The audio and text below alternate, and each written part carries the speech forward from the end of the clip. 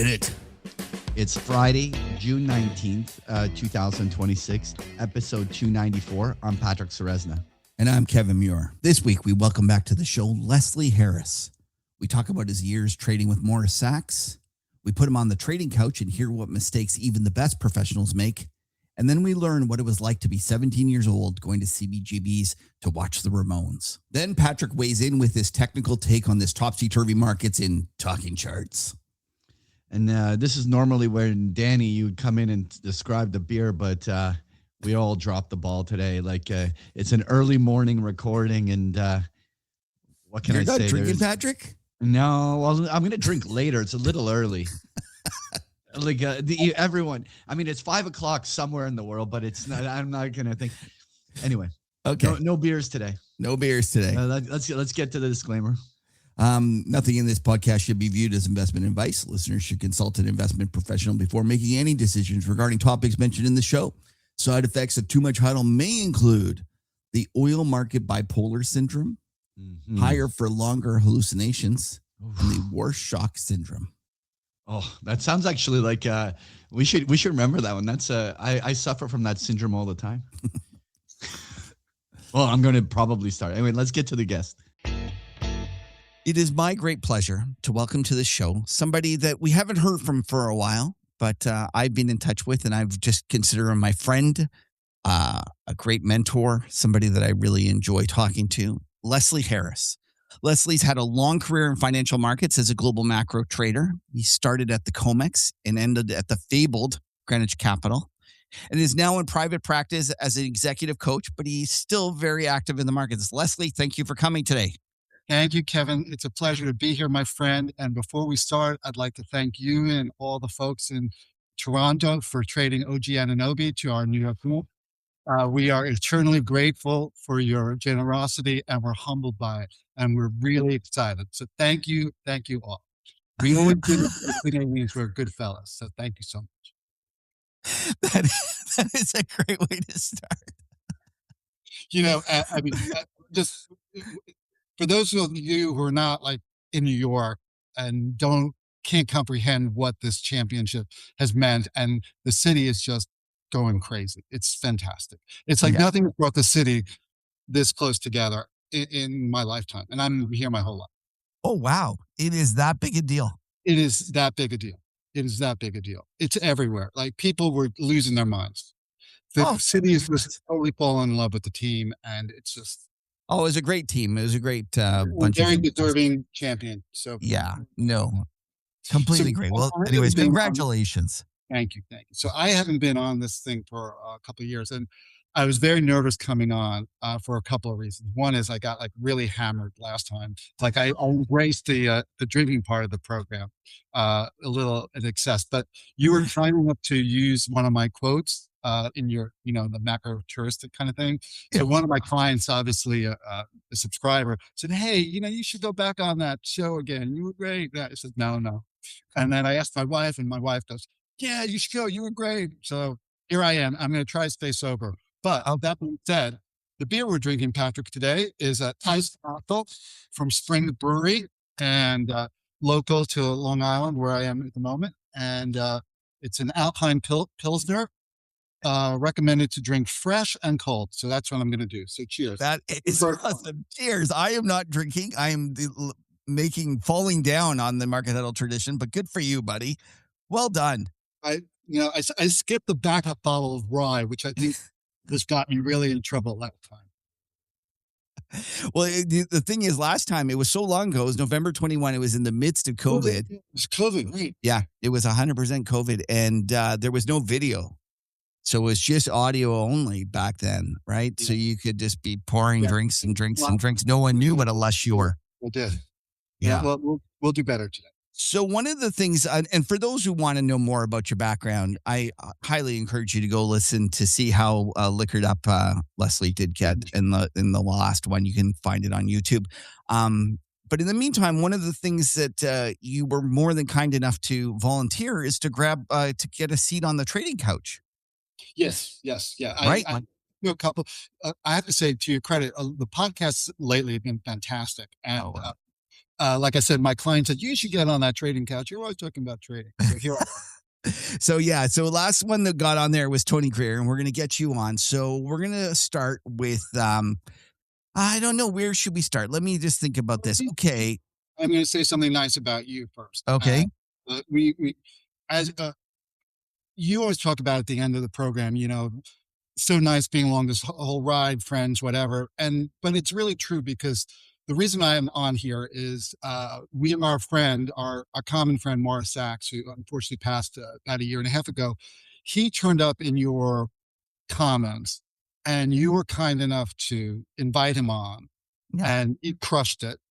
And then he came on again, I think. And then it led to him and his friend Liam having their own podcast, which became very popular. And you got a lot of traction on that as well. And I know it was very meaningful to him doing that podcast. It really meant a lot to him. And then when he faced his health challenges, I know that the podcast really sustained him. And I really believe added time to his life. So, that act of curiosity and kindness on your part actually had a very impact on somebody else in a more meaningful way than you can realize. I'm getting a little. Oh, well, that's very kind of you to say. And obviously, we all miss Morris deeply. And I still get people that reach out to me and say, I loved listening to Morris. I'm so sorry for your loss. And I say it's everyone's loss, because he was truly a wonderful person that made the world a better place. And he was, and as a market professional, really one of one. Yeah. Really unique. And we're getting this out of the way, because in talking about my own trading and my own career, his name is going to come up a lot, just because. Right.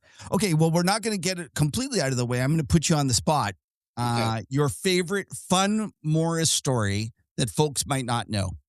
And I haven't given you any prep for this, so I'm going to speak a little bit as you think here. And go for a second. Yeah. This isn't a favorite, but it's like Morris was great, but it wasn't all like, as someone would say, ice cream and unicorns. So, I said there were phones smashed and there were screens smashed, but when they would happen, it was almost like a SWAT team would come in. Like, it would happen, and then there would be like 5 people there, and within 30 seconds, and everything was as if it was before. And you mean, wait, he smashed enough screens that they had like a play, like they ran the playbook. Like when you see F1 and there's a pit crew, that's what it was. So. All right, and then I'm going to ask you, put you on the spot again for one more story. If you had to sum up Morris and his character in one story, do you think there's something that you can that strikes a moment in your mind that you think about? Like, if I had to tell one story that really explains who Morris is, what would the story be? I would say 2 things. One is, like, the thing that made him unique to me, and I think as a professional, was he was a great trader, which, there's a lot. I mean, but the P&L speaks for itself. He was a great trader, really, really smart. And he was a great trading manager, which most great traders are not. And I'll get to that in a minute. And he was a great risk manager. So it's like, very rarely see all 3 of those traits. And that's what made him unique. But I would say that we worked in it was, trading, it was a lot of money at stake. It was high stakes, and, if there were uncomfortable conversations that happened, but they never happened on the trading desk. If it was an uncomfortable conversation, it always happened off the trading desk. And that might've been about your risk. It might've been about positions, it might've been whatever. And it might've been about your behavior. Like, sometimes bad behavior was had. And, he would very calmly call you into an office, and it would be very clinical, transparent conversation. I think that speaks to his character as a person as well. Well, that's terrific. And as you said, we're going to hear a lot more about Morris and the influence he's had over you, over your career. Let's start with a couple of a lot of trick questions for 5 minutes into this. It was actually. So let's start with a couple of quotes that I grabbed from the last interview that we had. And you said something. You said you only need to be right 3 or 4 times a year to be successful. What do you mean by that? And did you explain to folks that, like, how that uh, is elemental to your trading philosophy? Well, I mean, it's elemental for a couple of reasons because I believe that to be true. And I think most people spend a lot of time over trading to begin with. And I think I work with some traders now, and if I can get them to trade less, wherever the baseline is, Yeah. the P&L improves. And it means that you have to be patient. And, and when you have it right, you're fucking supposed to maximize. Right. And if you can maximize 3 or 4 times a year and just sort of whatever, you're going to end up with a pile at the end of the year. And the idea is just to be patient. And again, you got to, I often say, like, the markets try to bait you. And your job as a trader is not to take the bait, because you're not a fucking trap. That's why. And the thing to do is to be patient. And when you see it,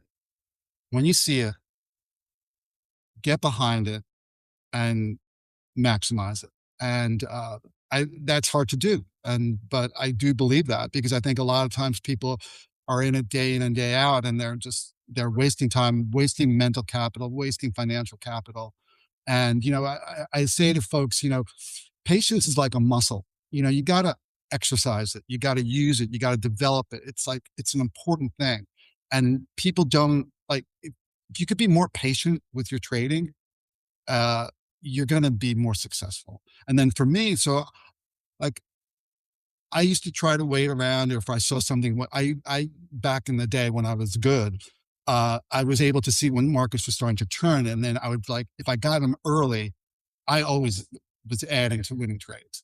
And Okay. so I always added to winning trades. And you got to be able to get out at some point, which I'm not always successful doing, but, you know,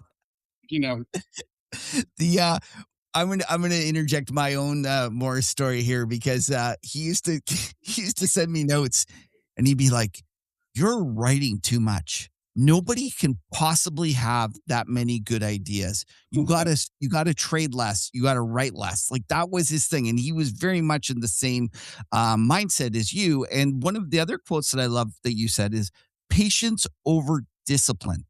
And I guess what you're saying there is that it's easy to, cut your loser short and do that, but that's not as important as actually trading less and being patient and waiting for the right trades. yeah. And I would often say, and I say it to people I work with now, sometimes, like, whatever your baseline is, if you spend less time in front of the screen, you would be more successful. I think that's universally true. Really? Yeah. Yeah. And that might mean not like you're living in a closet, but it may mean in the course of the day, go pick up your sandwich, don't have it delivered, get away from the screen for 15 minutes, take a walk around the block, go get your dry clean. So I have something I have to confess here. So apart from, my global macro longer term views, I also punt around stocks. And I've looked at my trading throughout the years, and I'm like, every single afternoon, I just have a bad afternoon. Like, if I'm going to get into problems, it's going to be in the afternoon. And I'd always tell my wife, I go, I should just stop trading in the afternoons. Right. And I would say, like, I should just stop it. She's like, well, why don't you? And I'm like, well, I don't know. I don't know. And I recently I did it, and I'm like, oh my God, my life is so much easier. Like, I've been making things harder than it has to be.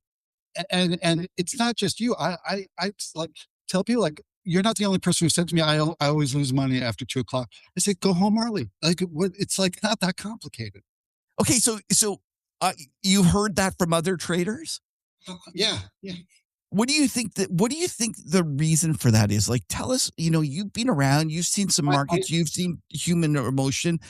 Is it the markets are different, or are they not taking their losses, or like what's contributing to those bad afternoons? I think a lot of it is, like, some of it is like self-regulation. Like, it's very, it's like the markets are sort of, like I said, baiting you. They're like, they want it. It's very stimulating sitting in front of the screen. It's very stimulating banging around 5-year notes. It's fun. You know, Yeah. what's it mean? It's possible? It's like, you know, you need like again, we'll bring up Morris. Morris used to have the movies on all the time, and he would say he had the movies on because if we were watching, you know, Gladiator, we Yep. weren't doing stupid shit, and he was right. But I would say even now, like I said, I have clients who are traders, and like just trade less. Like wherever it is, just do less, and leave early if you got to. But I I think like it. it's very stimulating. I think it's like you have to figure out how to self-regulate, uh, and just recognize what's going on in you when it's happening. Like why are you buying the couple hundred lots of whatever you know Well, that's you. You're trading the 200 and 300 lots of 5 years. I'm tossing around fives and tens. yeah. Um, It's like I mean, it's not even the amount. It still taxes you mentally in the same way. oh, completely agree. Yeah. It's not the size, it's what's going on between your ears. Okay, so you've mentioned something that you're coaching some traders, and one of the things is you tell I hate them, it, by the way, because like I wasn't working with that traders. I generally have been working with like senior leadership kind of people, like yeah, partners in law firms, CEOs in the mineral and gas business. Very interesting bunch, by the way, architects and that. But Mars started talking about me on his podcast, and people started reaching out, and so I have like a bunch of PMs and a bunch of hedge fund okay. guys I work with. Yeah. You mentioned that I'm not the only one that's talked about trading in the afternoon and losing money. What are the other themes that you see running through your trading clients or your portfolio manager clients that is kind of a recurring theme? You know, the notion of what I would call marginal trades. Like Morris and I, you had like Morris used to say, like, you got to love your trades. Go through your portfolio. If you don't love your trades, get out of them. And we had like a shorthand where we'd say, like, no marginal trades. And there were no marginal trades. And somebody reached out to me, not a client, but somebody in a drawdown wanted to talk to me, like sort of exploratory. And it's a trader. And the trader says to me, like, I'm losing all money on my tier 3 trades. And I go, tier 3 trades? What the fuck is that? It's like, there's no tier 3 trades. It's like, there's no crime in baseball. Like, by your own admission, saying to like, oh, I'm losing money on the crappiest trades in my portfolio. It's like, yeah, that's right. You should, by your definition, you shouldn't even have tier two trades. Absolutely. Absolutely. You should have really big tier 1 trades and hope they work out. Okay, that's great. So let's keep talking about the current market, and you've seen a lot of changes throughout the years, right? This is a fascinating time to be alive because markets are changing in ways that seem crazy, but maybe they're not. So let's just start with this. Has the market become smarter, or let's not use the word smarter? Has the market become more or less efficient than 20, 30 years ago? I don't know. I think what's changed the most, we'll go from the micro to the macro, but what's changed the most is like, let's just bundle up technology, barriers to entry, and electronic trading. Like, so if I was capable of multitasking, which I am not, in the course of our conversation, I could pull out a device called an iPhone and open up something called an app and trade a couple $1 million or dollar yen if I wanted to. Yeah. Like back in the day, Stan Druckenmiller had to call the desk, get a price, and execute. And this is so I can do it. No ISDA, no attachment to any financial firm. I can just do that. So that is a profound change. Now, I think to democratize, democratize the markets is a good thing, but I think everyone should have access to that. But you know, you can drive like there's a Chris Rock line. You can drive a car with your foot. Doesn't mean it's a good idea. It's like there's a lot of people who have access to the markets now. I'm just not sure it turns out right for everybody. So that's a big change. Okay. And the other thing is like access to information. Like, look, you're a guy, Kevin Muir, lovely guy from Toronto. You produce content, YouTube, video content, audio content, reading content, Substack, whatever, and you have an audience, and then someone like me, I have your Substack, all your content, I have all your competitor stuff out there. Information is really important. Like, think about this. Back in the day, because I'm an old guy, if I wanted to know what Stephen Roach thought about China, I had to be a big client of Morgan Stanley, and some salesman would wheel him up to my office, and we'd sit down and he'd tell me what he thought about China. I want to know what Stephen Roach thinks about China today. I subscribe to his Substack. That's all. Right. And, you have access. So information and research, like, think about this. You're old enough, probably remember waiting for Dennis Gartman's, Oh yeah. like, that was a big event. Like, you're going to get A fax. It would come in a fax or the teletype or whatever it was. Xerox it and pass it around. That's a big change. And this is, I think, a very important change. And this is, what Morris would call the professional trading community. And this I'm not in love with, but the professional trading community has gone from a revenue producing model to an AUM model. Okay. And if I look at the 2 and 20 model, just for example, the emphasis is all about the 2 and not on the 20. And I don't think that's a great thing, because I think what it's doing is really marginalizing returns across the board. And these firms, these ginormous firms, they're optimized not to lose money, not to make money. And I think that is sort of, I don't know if that makes markets more efficient or less efficient, but it makes them different. Well, to that end, it almost feels like the moves are more violent because of that, Right. that willingness that desire to cut losses so quickly, right? And in strange ways, like to me, I'm worried the market's become way more unstable than folks realize, because I think so too. So too. Why do you feel that way? And like, what is your, nightmare scenario that keeps you up at night in terms of the markets? Oh, there's so many. Where do you want to start? I mean, well, you got to get to sleep sometime, buddy.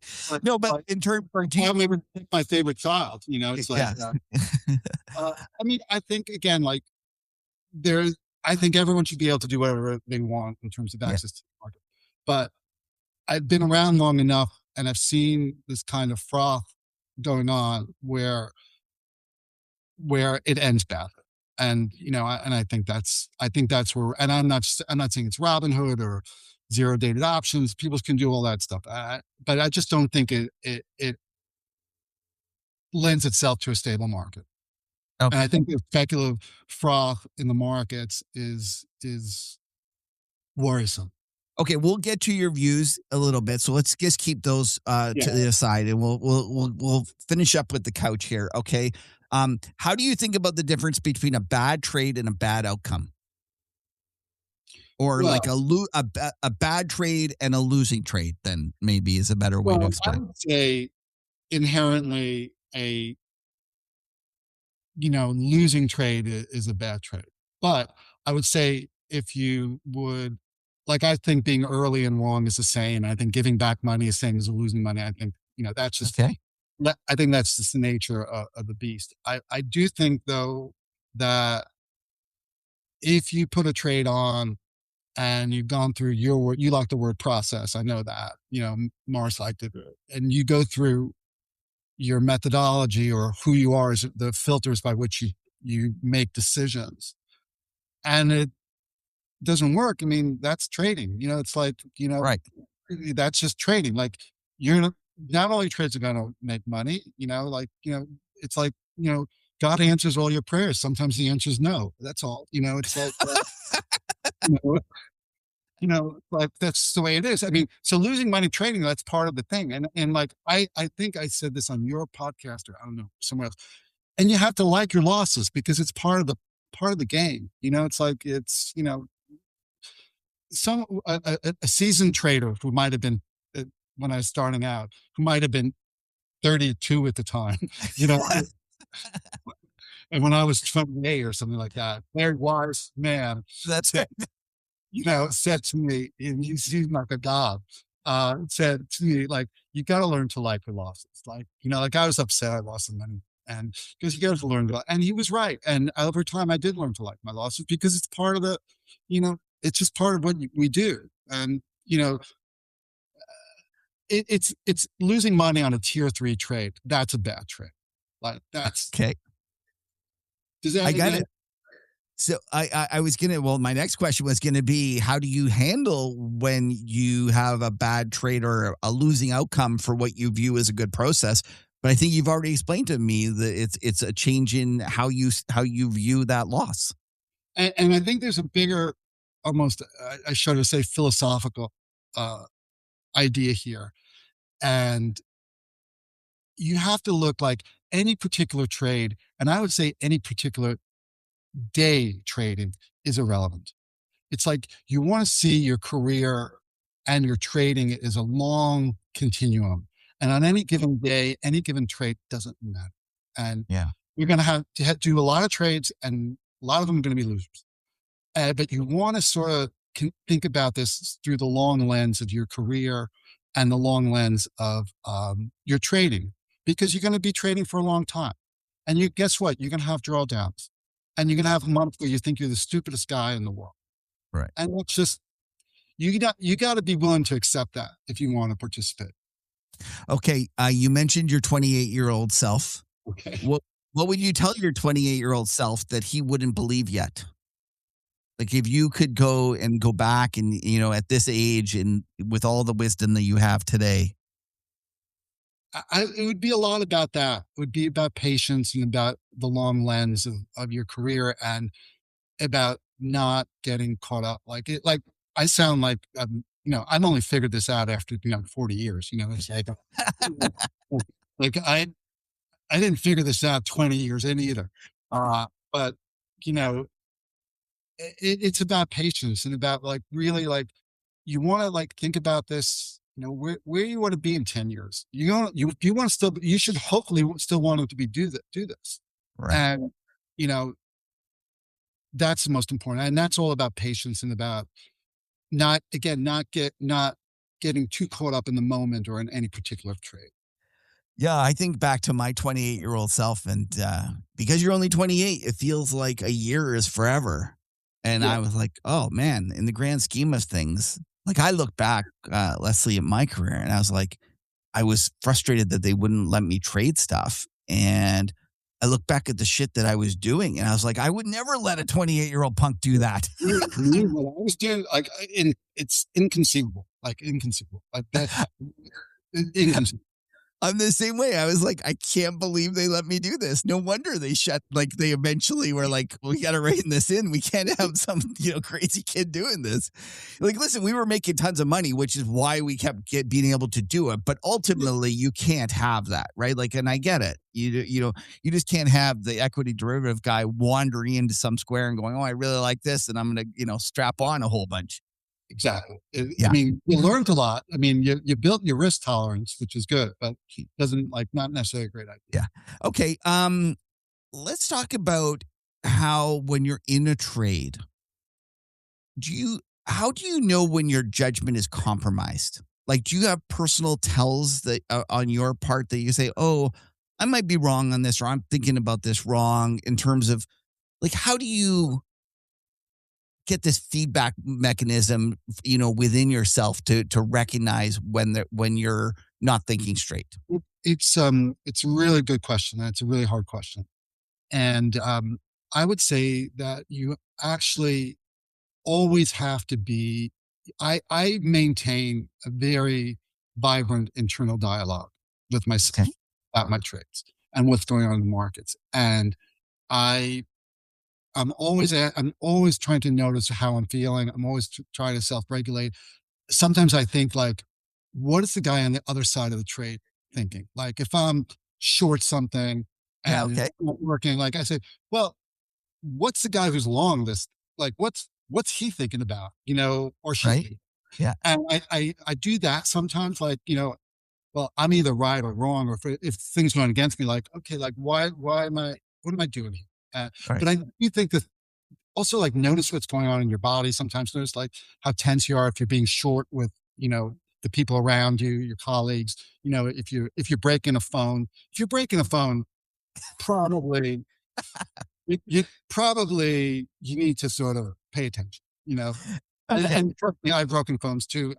It's like when you see someone do that in a trading room, it's like he's not having a great day. So So when you recognize it, do you ever just say to yourself, I got to get out of this? Like, has that ever not happened? often, not often, Okay. but but generally not, because like I say, I'm very when I put something on, I'm generally very committed to see it to the end. Okay. I always tell people that if you're having doubts and you're having worries and you're asking some people what you should do, I'm like, have it. Like, I'm Right. like, I don't know the answer. I say sell a third. Yeah, okay. Sell a third and see how you feel. If Exactly. And then you and feel then good, sell some more. exactly. And then next thing you know, you're down to like you have no position. You're like, you get off the sheets and you go, shit, that wasn't as hard as I thought it was. Right.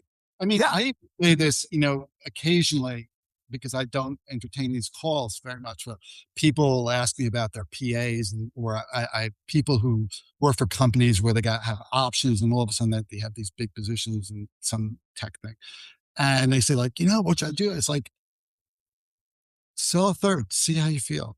Yeah. Feel good, sell some more, and there's a and the again in terms of not that I really do not talk to retail people, but it's like there's a famous quote from the guy from NYU, Ashwa, whatever his name is. He's a writer, the value professor there. Yeah, And for sure. I know. yeah, he goes like, you should own as much as you can sleep at night. If you can't sleep at night, your position's too big. Right. And, and I think that's true for professional traders as well. Okay. Have you ever been genuinely scared of a position you've had? Of a position I've had, Like it's been so large, you've been like, oh my God, I'm not sleeping. And like like, listen, we all traders don't sleep at night at different yeah, periods. But yeah. has there ever been a point where you're like, holy shit, this is truly and utterly terrifying? Like what potentially could happen? When Like, I was younger, I think when I was younger, like during the Kuwait War, I was pretty exposed, and okay. I kind of felt like I had like the potpourri of war positions on, as you know one from column A, one from column B, whatever, Yeah. and again I was young, and I was like, oh, this doesn't feel great at all, and Okay, wait. then So you had the war will get worse, and then when all of a sudden it started to go so well for the whatever it was called, the coalition of the willing or I whatever. I can't even tell you what the trades were, but I can tell you exactly how I felt. Like that I can recall. I have a sense memory of that very, very much. Now, was this on the Comex or was this where were you at the time? Because I was ready trading upstairs. Okay. Uh, the other time that I was legitimately scared, and I think rightfully so, was during the troubles in '08, when the geniuses in Congress voted down the first version of the TARP bill. Oh And yeah. like it was a Thursday afternoon, and everyone thought like, okay, this is going to be okay, and they voted it down, and just I remember the stocks just fucking vacuum, and I Yeah. said, this is could be catastrophic. Not so much for my positions, which were actually good, then like I made a lot of money during the troubles, but I was legitimately afraid for the financial system. Yeah, I had the same one during 9/11. And obviously, you probably were being in New York it was even more frightening for you. But I had a young daughter at the time, and it happened, and I was like, oh my gosh, and I immediately ran to the bank. I was like I told my wife, I'm like, put the kid in the car. We're going up north to the cottage, and I ran to the bank, and I'm like, I'll take $10,000 CAD, and I'll take 10,000 US. And they take me to the side and they go, listen, we only have like 6,000 CAD. 6,000 US dollars. And I'm like, shit, somebody beat me to it. And they said, no, sir, you're the only one. And I was like, what? Why are people more scared? I was kind of shocked that people weren't more scared about it. Cause like, it's easy to say now, but you didn't know at the time there was a lot of stuff happening. And yeah. And the other one, again, this was also during '08. I had a lot of like, I had all like the risk trades. I had like dollar Turkey, dollar Brazil. Like I knew, I don't know why I knew that this EM was going to get destroyed. And I tried to get out of some dollar Turkey, and I called Barclays London. Yeah. And literally the guy on the other had like a nervous breakdown on the phone. like literally like, and I finally was like so sympathetic to him. I just said, here, just sell these and just have somebody call me back. Just give this order to the option trader and have him call him back. And I thought about that. Like he literally was having a nervous breakdown. And my only guess was he probably had his whole life in Barclays stock, like, Oh yeah. And he was watching basically his entire net worth be. And there's so many people like the Lehman guys, and it must have been just heart wrenching. All right, let's do something a little more not quite as You got me tap dancing as fast as I can here. Ominous. Have you ever talked yourself out of a great trade? Like, has there ever been a trade you're like, oh, and then like, like I have a buddy that tells the story. One second, he tells the story about he was. I think I could tell. I don't think he minded. He was working at Drexel or something, and someone just told him that they were going to bring by this really smart guy that was investing in like books, right? And he said like he had a young family at the time, and like 50. It was 50 grand minimum to be in the Series A round of Amazon, and he's like, I just couldn't get 50 grand. Like, it was a lot of money. I had this young family, and he's like told me how much it's worth. And it's like a monster number. Like it's absolutely insane. And I love the guy to death. I could hear it. I could hear the disappointment that he passed on that one. Do you have a story like that? No, thankfully. Thankfully I don't. Because I mean, probably early in my career, there were like trades I looked at, didn't do, and I felt bad. But I think one of the benefits of getting a little older and having a little more salt and pepper in the hair is that, I'm pretty, like I live in the world of full accountability in terms of my trading. Like, Okay. like if I passed on it, I passed on a lot of good trades, like Right. so, Yeah. You're you know, more of a true trader upon which there's a million and stuff. Like, yeah. But by the way, your Amazon friend, he probably would have sold it after that. I know. Well, that's what everyone says to me. And you're going to hold it for the next 30 years? Like I actually knew about Bitcoin. I remember we bought our first Bitcoin at $50, and it was because we were like mining it and trading it and stuff like that. And everyone says like, aren't you upset you didn't keep any? I go, there's not a chance I would have like bought Bitcoin at $50 and held it to 100,000, like zero chance. So it never even bothers me. Yeah. Also, like the thing, like you alluded to earlier, it's like I do have like multi-decade positions and that have done phenomenal. So like capable of that stuff, but it's like I just don't think about it. Okay. You've been trading for a long time. We talked about the stress and the not sleeping. What has that sustained stress done to you in your life? And is it aged you, or do you have any insights about that? Like, I would love to hear. I think the really hard part is when you're trading early in your career and you have kids and you have a family and you have all of that compounding at the same time. And I think doing the job and sort of having a life outside of that job is extremely stressful. Because I just remember and plus I commuted to Greenwich every day too. So you did the reverse commute. So I just remember being in a hurry for like 20 years, and that I didn't like very much. I will say something, and I don't want to get too woo woo, but I'm a longtime meditator, and Okay. I think that is, if you want to manage risk, I think it's a really important thing to do. I do. And do you think that I think even like age, 5 minutes in the morning is enough? Like, I think anything, it's about consistency over intensity. It doesn't okay. really. But I would say, back to your original question, I think I think what happens, the stress is like, it does make you short and curt, and you become very impatient. And I think that, like, to me, it all comes back to managing your patience with yourself and with the people around you, and how to manage this stress. To me, it's all part and parcel. Okay. Just a But couple if more. you're asking me if I was a dick when I was younger, yes, it is. Well, that's always the funny thing about like I'm 55 and I always go and look at these guys that get grumpier as they get older. And I'm like, how the hell can you be more of a dick than you were at like 35? Right. Like Yeah. I'm always confused about this because like I was a complete asshole at 35.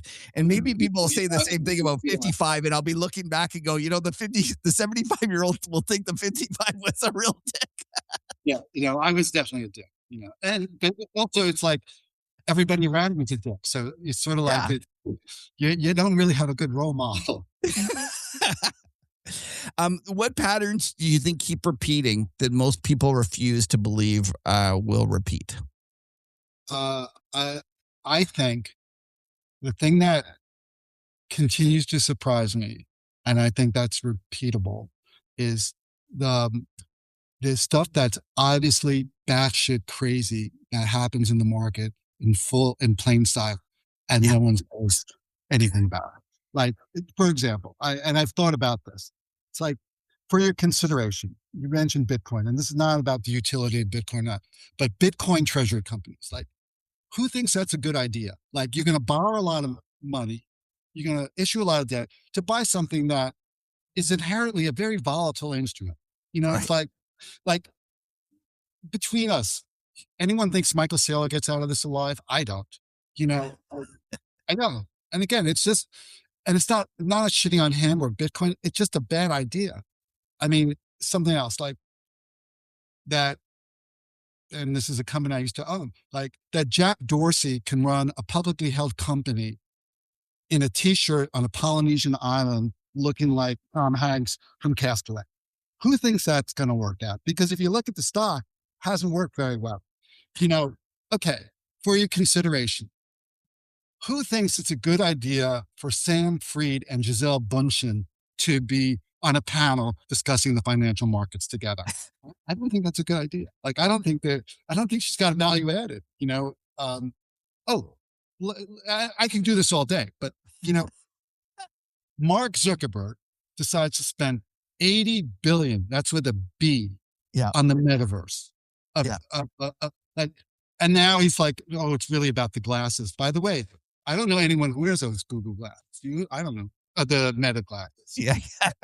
Like, this is going on. Like, who's in the room with Mark Zuckerberg, like, thinks that this is a good idea? Like, this is the kind of stuff that happens all the time. It's been happening. One of the things that surprises me about markets in terms of what you're just highlighting here is that the adults aren't taking the money away. No. And I'll just go back to Elon, and I remember the 420 bid funding secured. Okay. He got high. He was trying to have a threesome with his girlfriend or whatever, and thought, oh, wouldn't it be funny to like bid for the company? And I look back at what happened in 2000 and 2001 or two with Tyco and things like that. In a regular market, that he would have gotten crucified for that. And the adults would have said, no more funding for you. You're obviously insane. And like now, I know all the Elon fanboys are going to tell me he's a genius, but yada, yada, yada. But it doesn't matter. In the old days, you wouldn't have gotten he wouldn't have been able to continue to be funding. And I really think that set the tone for the what followed. And one of the things that I'm amazed at is just the flagrant breaking of rules in terms of security laws and how lax we're getting. And to me, this feels like the 1920s. And in the Well, 1920s, there was a it does. And, it's funny that you should say the 1920s because I read a great quote recently, and it wasn't about the financial markets, but it was a different context.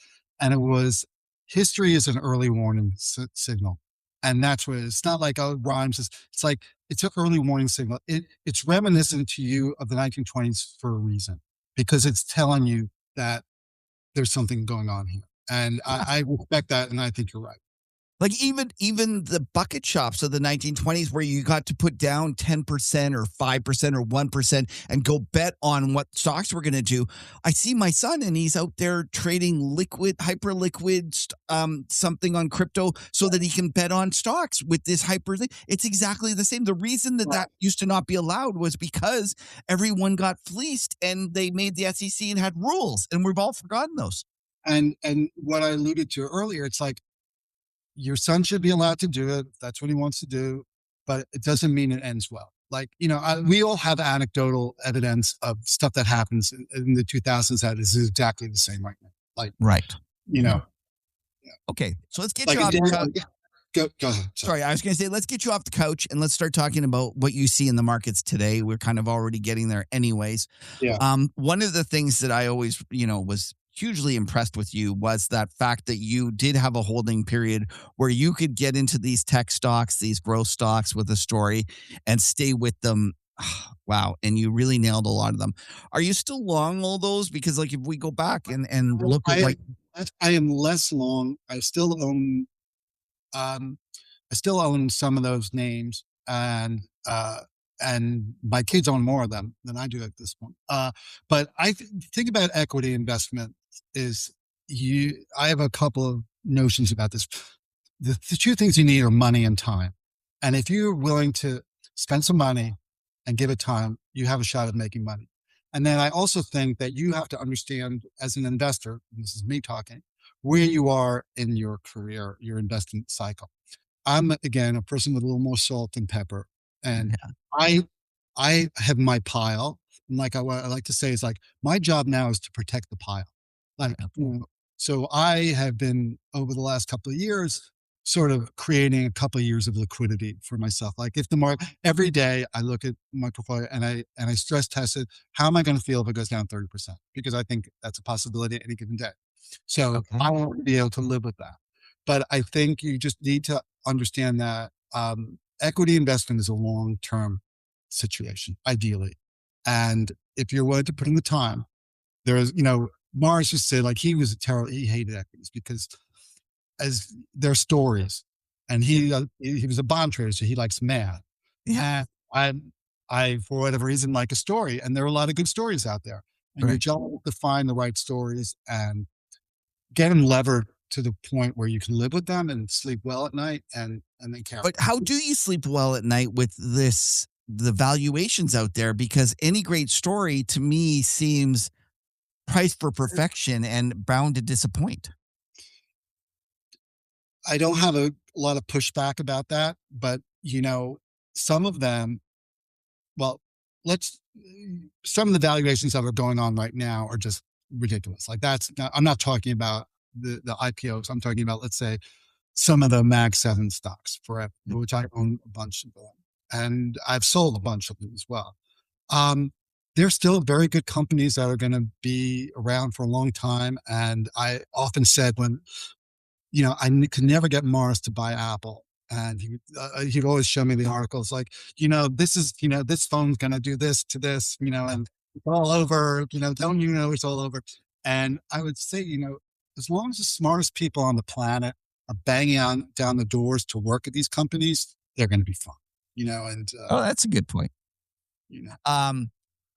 But to answer your, my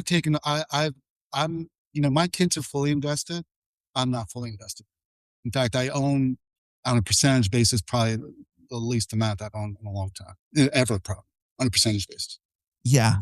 I just like, there's one thing of liking a company and there's another thing about liking the stock, and they're not the same thing. And I just looked at the valuations, and whether it be as a percentage of GDP, whether it be a price to sales. There's so many ways that we're so expensive. And like back to Apple, like that's a great example. Back when Warren Buffett was buying it, you could buy it at 3 times sales because He bought it very late, by the way. He bought it very late. yeah. But you could buy it there because everyone was worried it was cheap because it was going to be tough to grow because it was so large. And yet now here's what is it? I don't know. I haven't looked lately, but for a while it was over 10 times sales. It was in essence at the Scott McNeely price point. One of my questions you have about this, about equities and about those Mag 7 names, if you go look at profits as a percentage of GDP or profit margins throughout the years, it keeps going higher and higher and higher. And to your point, these are really great companies. They keep making more and more money. And that's like the bull's argument.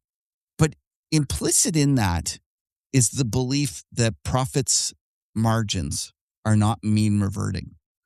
And my question to you is that the case? And if so, why? And is maybe an underappreciated risk that these are quasi oligopolies, maybe even monopolies in some cases that are going to be broken up by the government at some point, just like Bell Telephone was, 30 years, 40 years ago, or whatever. I think the latter part of your comment is certainly rational, but that is way in the future. I don't think that's anytime. I don't think it's.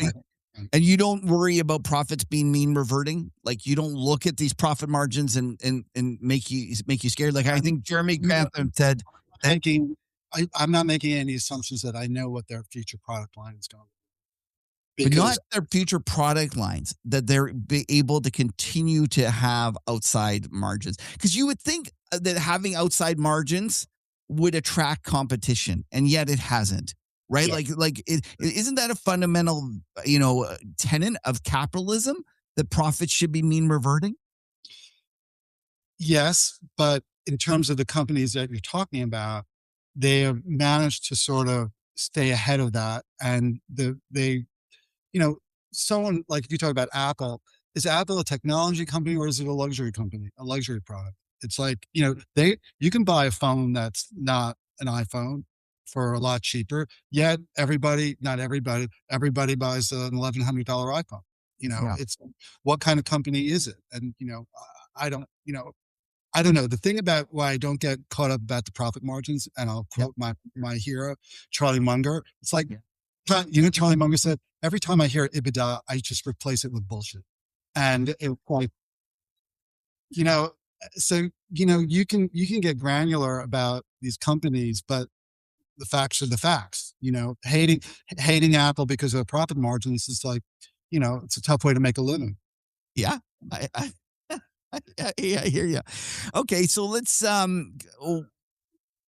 in terms of you mentioned you've been selling some equities, and let's not talk about what you're doing because you specifically said your life has changed. But let's think about Leslie, the macro trader. If you were looking at the environment today, what would you be interested in? What piques your interest? And even if you want to talk about like the flattening of the yield curve, whatever, like you look at a lot of things.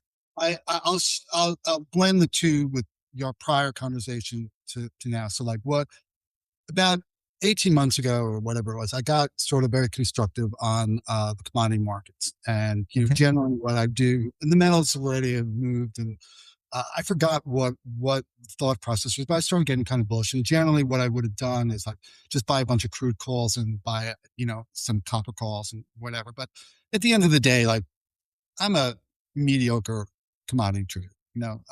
I know that, and I recognize that.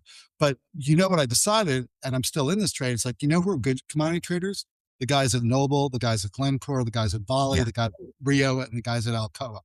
And what I did do is I bought a wedge of all those companies, and I have them, and they've done great, and they pay dividend, and it's all good in the world. And, and the next, what am I thinking about? What am I doing now?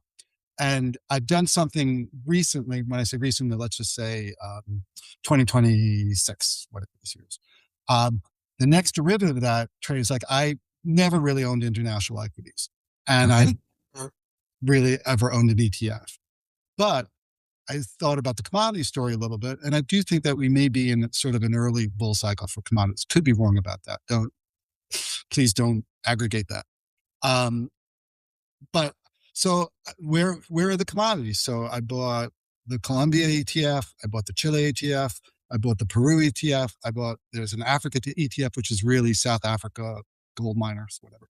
And I bought some of those, and they they haven't made any money. I've like every one of your pals. I'm in Brazil for 2 3 years. So, All right. but like so that's something different, and where I'm putting capital to work as opposed to that's sort of a different thing for me, and I think that's sort of an interesting way to play those markets. Listen, I couldn't agree with you more about LATAM, and they're moving to the right. They have the commodity back tailwind. There a lot of great things about them, and I have to write them up more. The Colombia one is one that I just absolutely love. Did you buy the COLO? COLO, and Yeah. there's Peru as well. I have I think it's and Chile, Colombia, Peru, Brazil, uh, and actually I bought the Turkey and Israel and India as well. So There you I go. bought You quite got all the emerging markets. One of the things about the buying the emerging markets, though, is that in general, a strong U.S. dollar will be a headwind to that. Are you, when you're thinking about your long-term positions, does the dollar worry you at all, or are you actually I've dollar? been bearish and wrong all year on the dollar. So Welcome to the party, pal. yeah, kind of feel I kind of feel like a schmuck because it was such the consensus view, and not that I'm a contrarian, because I think being contrarian is a tough way to make a living as well. But uh, you know, I I was bearish and wrong, and I don't know what's I from where we sit now. I don't know, but Okay, but that's your trading position. But do you worry? My bigger question is: do you worry that a U.S. dollar bull market could potentially derail that trade? yeah, Okay. yeah, yeah. I mean, I think I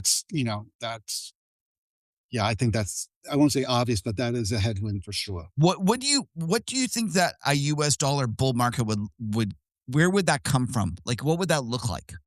The only thing that I think I don't know, but I would tell you that one of the inputs that I think is critical when I look at the currencies is interest rate differentials, and if in fact U.S. rates are going higher, and I have no idea if they are or not, that would be the tailwind for the dollar. I think. Okay. But I want to say something about rates because I think this is interesting and informative for me. Like I look at the 10-year chart every morning. It's like one of the first things I look at. Okay. And I wish to tell, and I ask myself again, back to the internal dialogue, I ask myself every day, where's the next 50 basis points in this chart? And the fact that I change my mind so often means that I have no fucking idea. Like I really don't know. Like I wish I had a strong view on rates, because if I did, I'd be able to do other stuff with confidence, but I don't have a strong view on rates. Well, that's interesting. Do you worry about the fact that the yield curve flattened it this recent couple of days? No opinion. No opinion. No. Okay, let's go back to the big macro picture. I asked you about commodities. We talked about the dollar. You're not really don't have a view on rates. Is there anything else from a macro perspective that you would kind of want to highlight? I think there's two things. One is, like, to borrow from your thing, it's not page 16, it's not page 1, it's page 8. So Okay. I think this private credit thing is a real thing. And I think the notion that, well, it's not going to be like '08. Well, so it won't be like the worst thing that happened in the last 100 years means that it's not a problem. I know that's the funny thing. Like everyone compares everything to '08. I'm like, you're never going to get another '08. Like that's not going to happen. You've heard me say, like, don't ask a trader what he thinks, ask him what his position is. Yeah. And Jamie Dimon could say he's not worried about private credit, but he can't get that shit off his books quick enough, So, Right. that concerns me. And You had one of your guests on recently who was talking about the coyote, the deficits in the coyote being, off off the cliff. Right. And I'm spent the last all my adult life not caring about the deficits and thinking that they didn't matter. Yeah. I actually think they matter, and I think those chickens are going to come home to roost, and I think that could be a problem. The deficit. So you think Yeah. that the oy vey, the deficit is, as the Big Short guy says, you think that'll finally, the oy vey deficit guys will be right? I think they could be, and I said I've been ignoring those guys my whole life. Right. So you think the Steve Eisman, he's like, he probably was an oy vey, the deficits. Am I saying that right? By the way, you're going to have to tell me how to actually You're say good that. enough. Good enough. Yeah. So what would that look like if we did have like, I don't know, and I don't know, but I do think that I think there's been an assumption that the U.S. government could sell their treasuries willy nilly for to anyone and everyone forever, and I'm worried that that may not be the case. And it doesn't have to move a lot for it to become a problem. And the other thing that worries me, again, and this is history, is an early warning signal, is that all these crazy IPOs. I mean, you talk about valuations. I don't know. I don't have a strong opinion about AI one way or another, but all these companies are coming to market, and like I'm not sure which one's Google, which one is Ask Jeeves, which one is Alta Vista. yeah, But and for your younger members of your audience, you don't know who those companies are. That's exactly the point. You know, you know, and I'm sure somebody makes it. Yeah. But I'm not. They're all not going to make it. Not at. I think the market is vastly underestimated how much the supply side has changed in terms of stocks. Like I wrote that piece and I went and looked at the number of shares outstanding for Microsoft and for Google. And it was just, you saw the buybacks. You saw what had driven this relentless bull market of the past 10, 15, 20 years. And now all of a sudden it's gone sideways. And then Google does the largest secondary in history, right? And these numbers are just massive. Like, I don't think people are really ginormous. Like, what was the stat the other day that Elon Musk net worth went up in a single day more than Warren Buffett's entire net worth. So he earned a Warren Buffett in a day. Yeah. And, just to your point earlier about Elon and about why there are no adults in the room, if you look at the fees that some of these investment banks are getting on these IPOs, you know why there was no adult in the room. And I'm scared because I think that the demand supply situation in equity has changed dramatically. And there's going to be a period where like it was already getting sketchy. They were already trying to issue a lot of debt. Now they're finally saying, listen, we've filled the debt markets. Let's now sell equity. And we haven't seen that in years and years and years. Yeah. Okay. So listen, we've talked about a lot of things. I'm going to, hit you up with the, if you were the interviewer and you were asking Leslie Harris, and you go back to the couch, you can talk about the markets. What's the question that I should have asked you that I missed? I think I answered it unintentionally when I would say, like, what is the commonality of challenges I see among portfolio managers? And I think there is a lot of commonality. And I think we talked about a little bit that it's about not seeing the long lens of their careers. And I think it's about lack of understanding of patience. And those things are like, it's not that complicated. Like, like you said, you asked me like about the 2 p.m. thing. Does that turn up? Turns up all the time.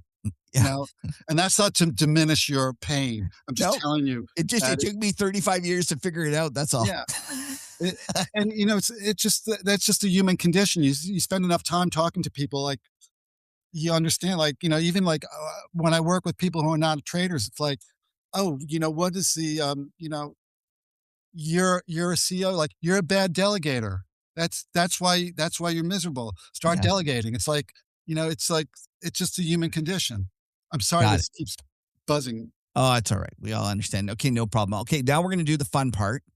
So we're going to talk about, I was lucky enough to get, go out for dinner with you and the boys. And we had a terrific time in terms of you telling me about your background and where you grew up and all sorts of great stories. And you're a little older than me.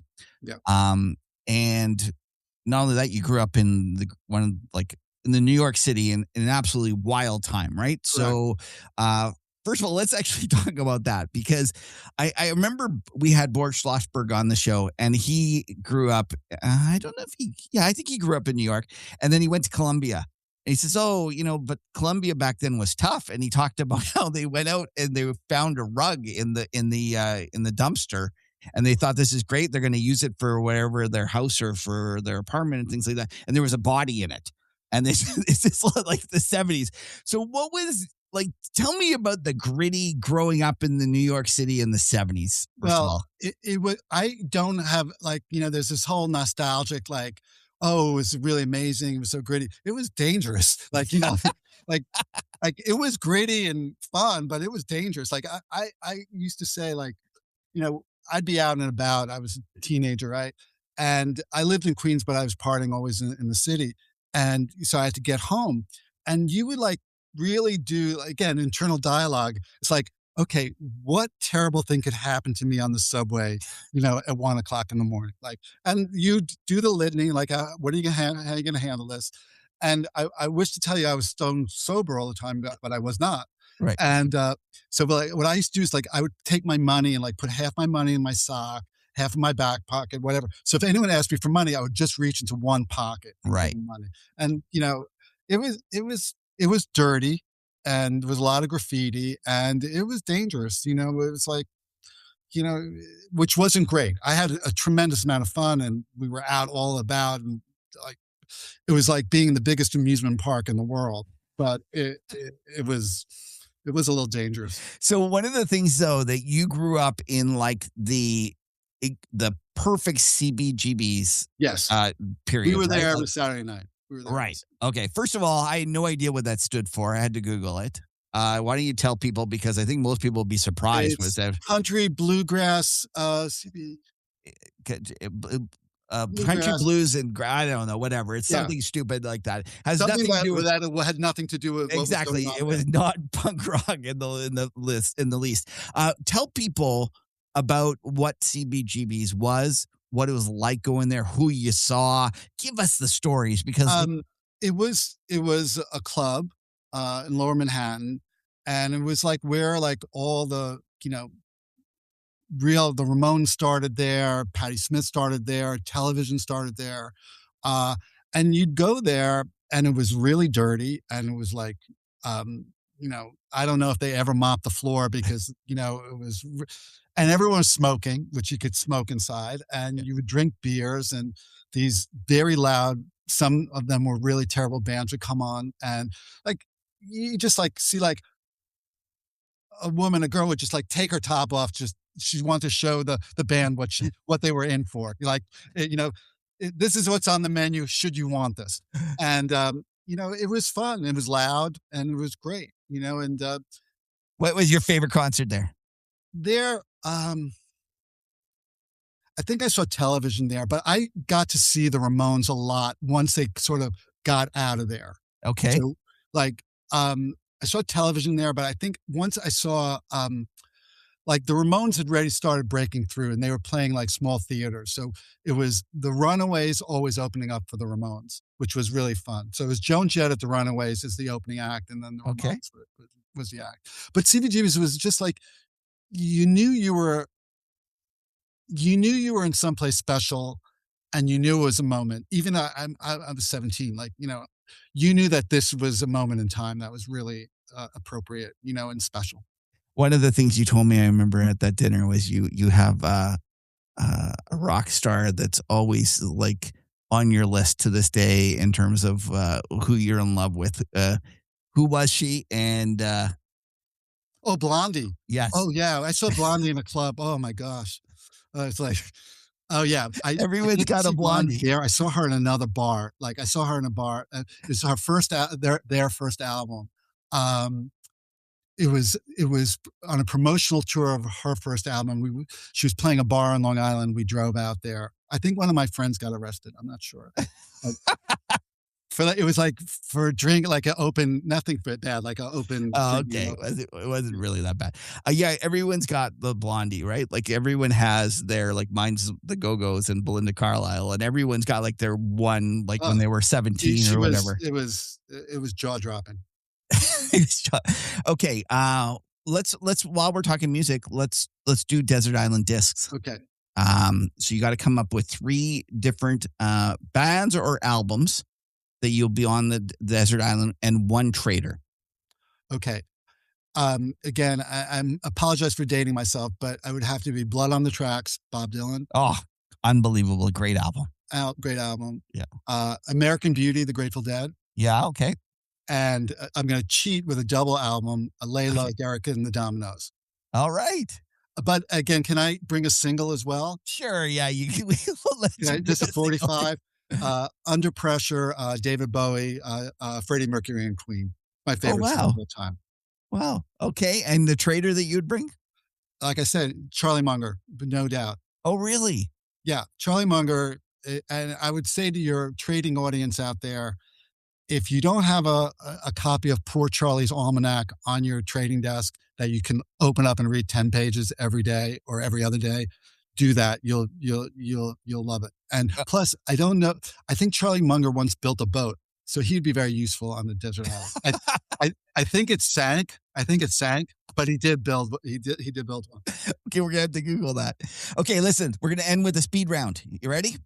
Okay, I'm knocked out. At least I'm sober. Go ahead. Yeah, that's right. So you grew up in New York City. Yeah. You're older, but you know the city really well. Greatest neighborhood in New York City to live, and then we're going to do Manhattan only. You're not allowed to live in a burb if you're a young person today. Like you're 25 working on Wall Street. Where do you live? Today, I mean, it's changed a bit, but Greenwich Village is still one of the great neighborhoods of the world. Always has been. Always want to. I lived there as a young guy on Wall Street. It's still a great neighborhood. It's like I said, one of the great neighborhoods of the world. So I didn't realize this West Village. That's really close, right? The West Village. Yes, I'm talking about the West Village. Yeah. Oh, okay. Because that's actually the most expensive place, and I watched this video about all the young people going there, and it seemed like a pretty awesome place to live. Right? Yeah, I think they kind of it's gotten a little out of hand, but the West Village is one of the most charming, beautiful neighborhoods in New York City. Still. Okay, best New York City steakhouse. For my money, it is the Strip House on 12th Street. I like that place the best. That's the original Strip House on 12th Street is my favorite. That's if I take, and I would say I've never been to Gallagher's, which I'm going to go to. Yeah. I think it's supposed to be very good as well. I think I've been to that Strip House, that one on 12th. Okay, best New York City area. I'm going to give you area here. Bagel shop. Bagel shop? Yeah. Oasis Bagels, Utopia Parkway, Queens. Oh, really? I thought you were going to tell me that place in Brooklyn. But if you're a rap aficionado, it turns up in a bunch of rap music as well. Oh, really? I think Action Johnson talks about it, and I think it's turned up in a couple of videos. Yeah. Wow. What was the place you took me to in Brooklyn? Oh, I took you to Russ and Daughters. Yeah. Okay. Very good smoked fish. The bagels are average. I see. Okay. I did bagels and versus okay. Got it. What do folks visiting New York City do wrong? What would you suggest they do that they don't? Well, you should not stay anywhere near Times Square or any of the hotels there. Okay. You should stay in a small hotel in a neighborhood and not stay in a big hotel anywhere. Got it. Okay. Your favorite New York City movie? Something based in New York City. Godfather. Nice. All right. Best concert you ever went to? Best concert I ever went to. I've been to a lot. Rolling Stones, Madison Square Garden, Goat's Head Soup Tour, Fourth Row Aisle. That's where I like how you know where you sit. Okay, best concert. You want to hear crazy? But always.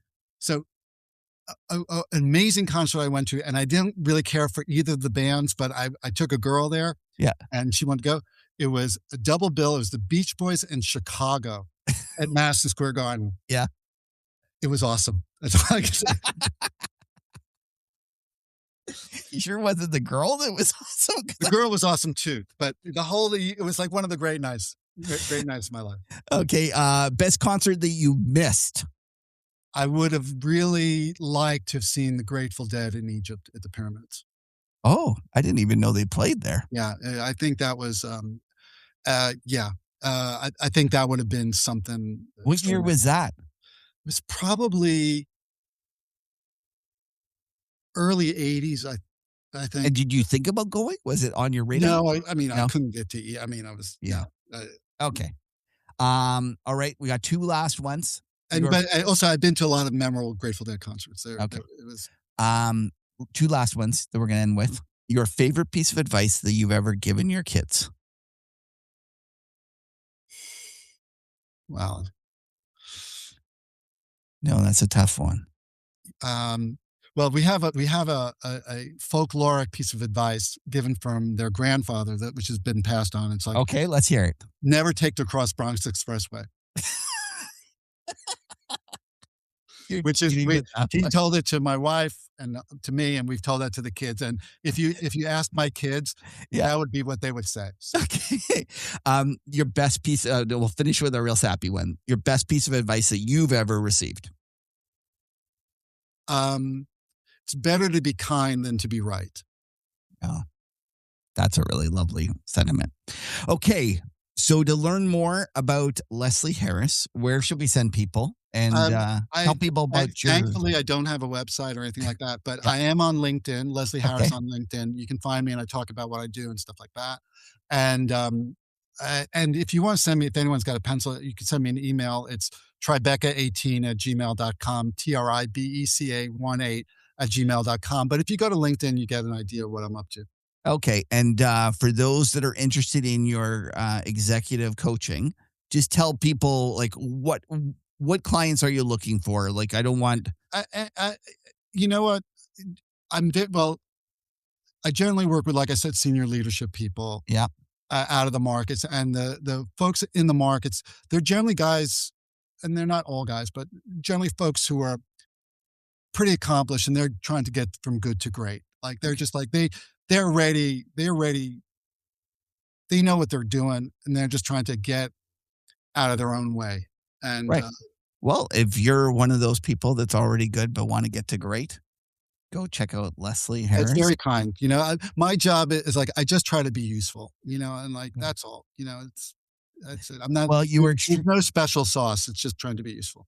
You were extremely useful in this conversation. And not only that, pleasant and charming and just a real treat to have, Leslie. Thank you very much for your time. Thank you very much. All right, Patrick, lots of exciting stuff happening in the markets. What's your take? Well, we have to talk about both the oil market bipolar syndrome that we talked about earlier and also the war shock syndrome, because both of them are very appropriate for what to describe. Like, I guess the way I would describe the last week with the peace deal coming in is the pain trade found everybody. It was there were a lot of crowded theses out there, and everything unwound and found lots of pain for everybody. And so, you know, let's just dive into it and let's dissect what happened. And more importantly, what should we probably expect moving forward? So we started with the weekend having what's it called, gap higher on the imminent peace deal announced, and they signed it. So like the gap was relatively warranted on that.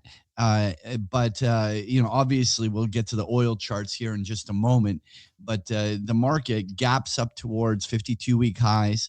Overall, when you have a 5% market correction like we saw, spike in volatility, we walked to the edge of the cliff. We were virtually on the the area that most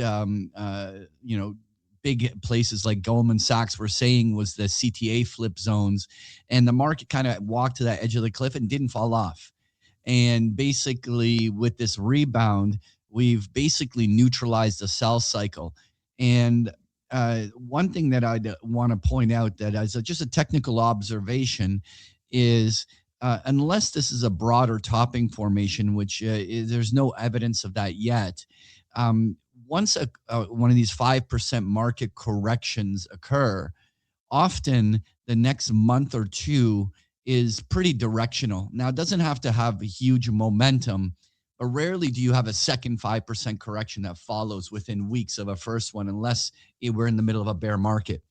And so the fact that we gapped higher, it neutralized the sell cycle, and at least at this moment has set it up, in my opinion, that the market is going to stay bid throughout the IPO issuance cycle.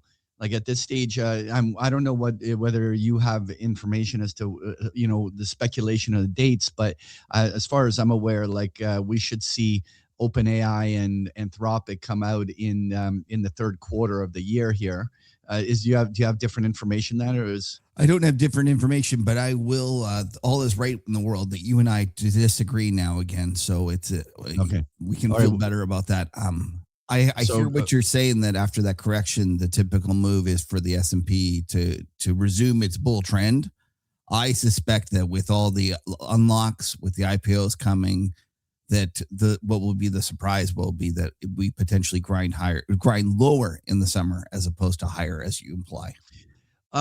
No. Well, first of all, let me clarify. I Okay. think that once the IPOs are coming out, that the grind will reverse. In fact, that I'm looking for the topping formation of the next impulse to be happening in that thing. I just think the market will generally stay elevated into the issuance, and then the after effect of the fact that we did this huge cash drain of the issuances will ultimately weigh on the stock market and create the inevitable mean reversion that's been occurring. And so it's okay if we disagree, but generally I think that the risk that the market here has a little mini liquidity event or cascade to the downside of some sort, I just think it's being pushed out deeper into the third quarter, if not even a fourth quarter story. Who knows? Maybe it could be a September, October kind of backdrop in the traditional window from which the stock markets tend to struggle at that point. Nonetheless, I think that July will be surprisingly uneventful from a downside market event perspective, is my opening stance at this moment. Okay, I'll take the other side of that trade. I think Okay. I think the weakness comes sooner than most people think, Well, and so we'll talk about it. But part of the reason is that I suspect that the market needs to readjust to a new Fed that is much more hawkish than. that's perfect. Great segue. So let's get into this because Warsh took the helm, and it's like a new Fed regime, basically. I'm sure you're actually more attuned to it than I am in terms of being descriptive, but clearly they're going to communicate less, listen more to what the market is asking or needing. And they're going, and they backed off from their dovish positioning. I mean, there's interpreted, at least from what I understand, as a very distinctly hawkish meeting. What is your kind of takeaway from this Fed meeting? Well, let's divide it up into two different sections. One is Warsh and what he wants to change at the Fed, and then one is just the Fed itself. Let's start with the Fed itself. If we go, I wrote a piece a week or two ago, and it was about the fact that if you look at the Taylor rule, and although no central bank is tied to the Taylor rule, it is the underlying, it gets the underlying direction of which way the bank should lean correct. And the Taylor rule is in essence the difference between the Fed's target inflation rate and where they are now, and then the employment and what's called the NARU, which is the natural rate of unemployment. And when you put all those things in there, you'll see that we had a situation where the Taylor rule was declining for the past year, meaning that, inflation was coming off, employment was looking not as good as it used to be. And so it was easy for the Fed to be um, leaning on the dovish side, even though they hadn't hit their target, their inflation target, right? So the Taylor rule was headed in the correct direction. So in the last 3 months, it's hooked back up. And I wrote this piece, and I believe it's correct. If you're sitting there and you're the Federal Reserve, part of the FOMC board, and you're looking at the fact that you haven't hit your target since 2021 in terms of inflation, and not only that, the Taylor rule, the rule upon which you, in essence, should base your how you set policy, is now hooking back up. You have to, at the very least, err on the side of hawkishness. And so one of the things that I argued was that given the backdrop, that you will see the Fed FOMC board members start to lean hawkish. And although the dots are getting downplayed in their in their importance, if you look at the dots, they shifted dramatically higher, meaning that the FOMC board itself has shifted more to the hawkish side. Now let's talk about Warsh. Warsh came out, and yes, he did let the dots and the statement speak for itself. He ducked everything in terms of questions about future policy and where we're headed. But what he emphasized was telling. Let's remember that the Federal Reserve has a dual mandate. One is to have maximum and full employment, and the other is price stability. He just kept hammering that price stability over and over and over again. And so I kind of made a clip. I just grabbed all the times he said price stability, and it was 5 minutes long in terms of how many times he said it. And he just kind of, as an offshoot, just once or twice mentioned employment, but it was by no means the actual emphasis of his talk. The emphasis was all about price stability. Now, from here, you could argue that they're actually not going to tighten, that this is just hawkish talk, as you'd expect. And I would say, great, okay, we can debate whether they're going to tighten or not, but that still doesn't help you if you were sitting there expecting a Federal Reserve chair that was going to go and do Trump's bidding. Because in the meantime, and let's get to the charts, pull up December SOFR, we hit new lows. Broke to a lower low, like it was insane. So to me, from here we can debate where they're headed and actually how hawkish they are. But this was the move I was looking for in terms of at least the curve is getting towards a more normal curve, in that there is some chance of a hike priced in, and those hikes are getting pulled forward. I'll just point out here, and just to kind of support your thing, based on the CME Fed Funds futures, right now they're baking in for the July meeting a 1 in 3 chance, 36%, that they're already going to hike the next meeting. Yeah. Now, one second, I said, but in Patrick, before the FOMC meeting, that was 10%. No, like it was really low. Yeah. It was almost an outlier. And you observe here, now going to the end of the year, what you can see with that December SOFR you just talked about as a kind of benchmark for this.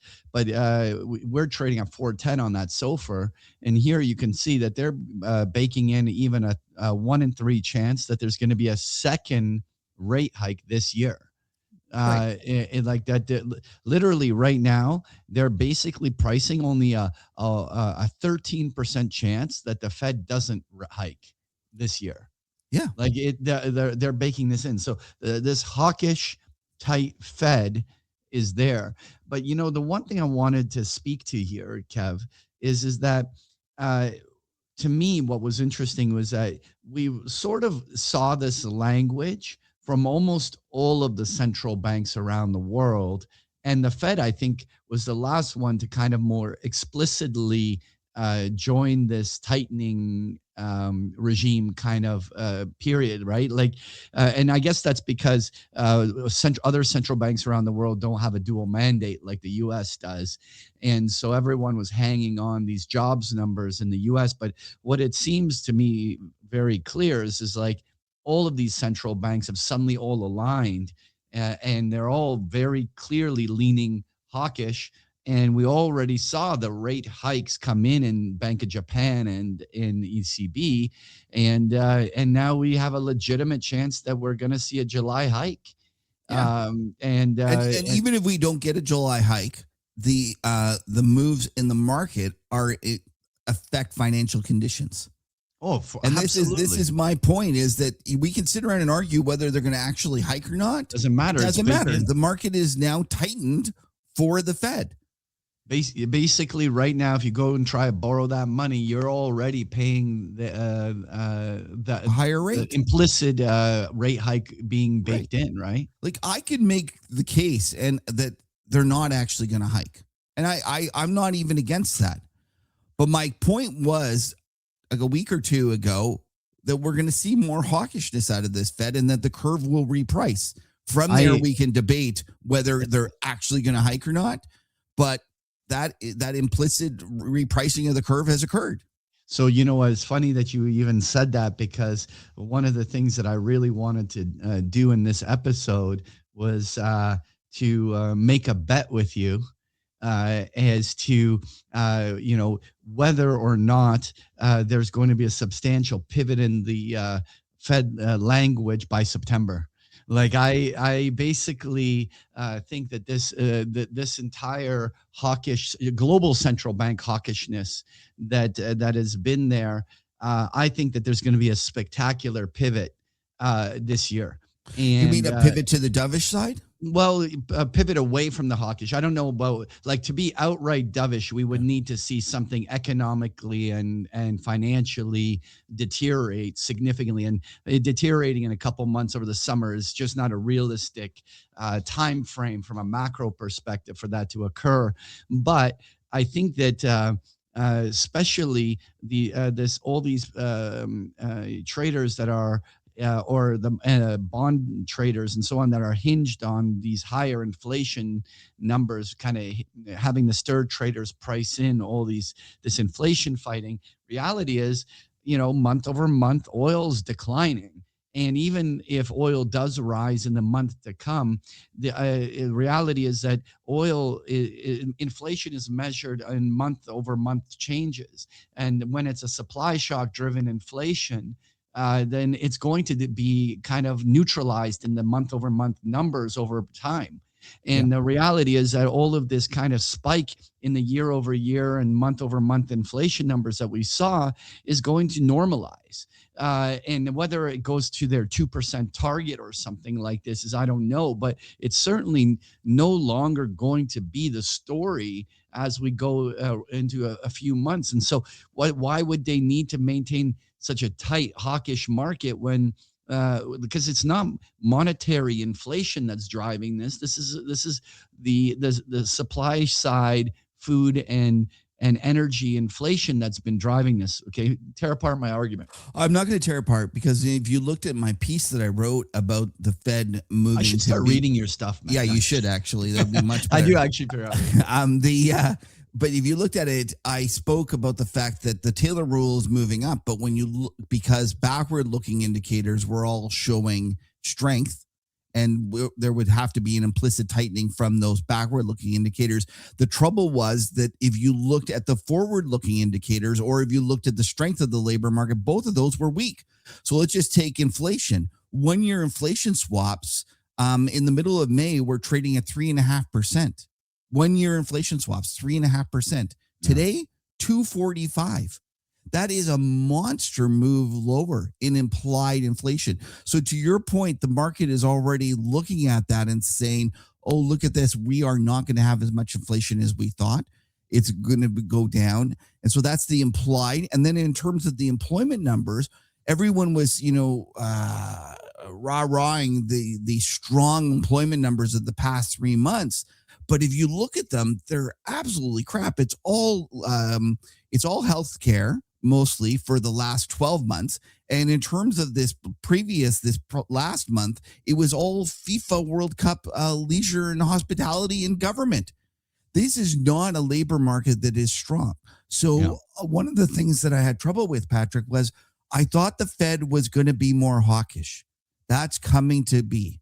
But that hawkishness is probably not warranted because I'm with you. Absolutely. The economy I'm with you 100%. Is not as strong as everyone thinks. But unfortunately, when you've missed your inflation target for so long and you have those things hooking up, you just have to err on that side. Even if you don't end up tightening, you have to show that you're not just asleep at the switch and you're not ignoring it. So here's my call, Kev. At some point this summer, loading up on SOFRs and bonds, whether even a mid to longer term duration, is going to be a moneymaker.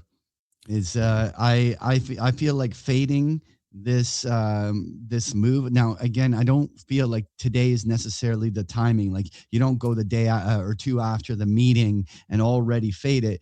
But I actually think that this shoot, whichever way we go, I feel there's an amazing opportunity to fade this. It's just about waiting for the first to kind of fully get priced into its max and then fade it the other way. I'm going to push back and say that I think that you actually can buy 30s now. And one of the things that was interesting about this move, Patrick, in terms of into the Fed's hawkish FOMC press conference, is that everyone forgets, or it's just kind of, they don't forget. Some people don't believe this, but the worst thing for a long bond investor is an overly loose Fed. What they are telling you is that they will tolerate inflation and that the value of your asset, which is in essence money, will be devalued through that inflation. Yeah. And so an overly hawkish Fed or a properly hawkish Fed, because I think that the market had priced in an overly hawkish Fed, dovish Fed. They had assumed that Warsh was going to do Trump's bidding and lower rates. And by the way, Patrick, we haven't talked about this. But one of the interesting points about this recent move in terms of being hawkish, if you look at what Trump said right after the meeting, he said, I don't really like it, but he might even have to raise rates. He didn't start talking about his golf game. Yeah. He didn't start insulting him.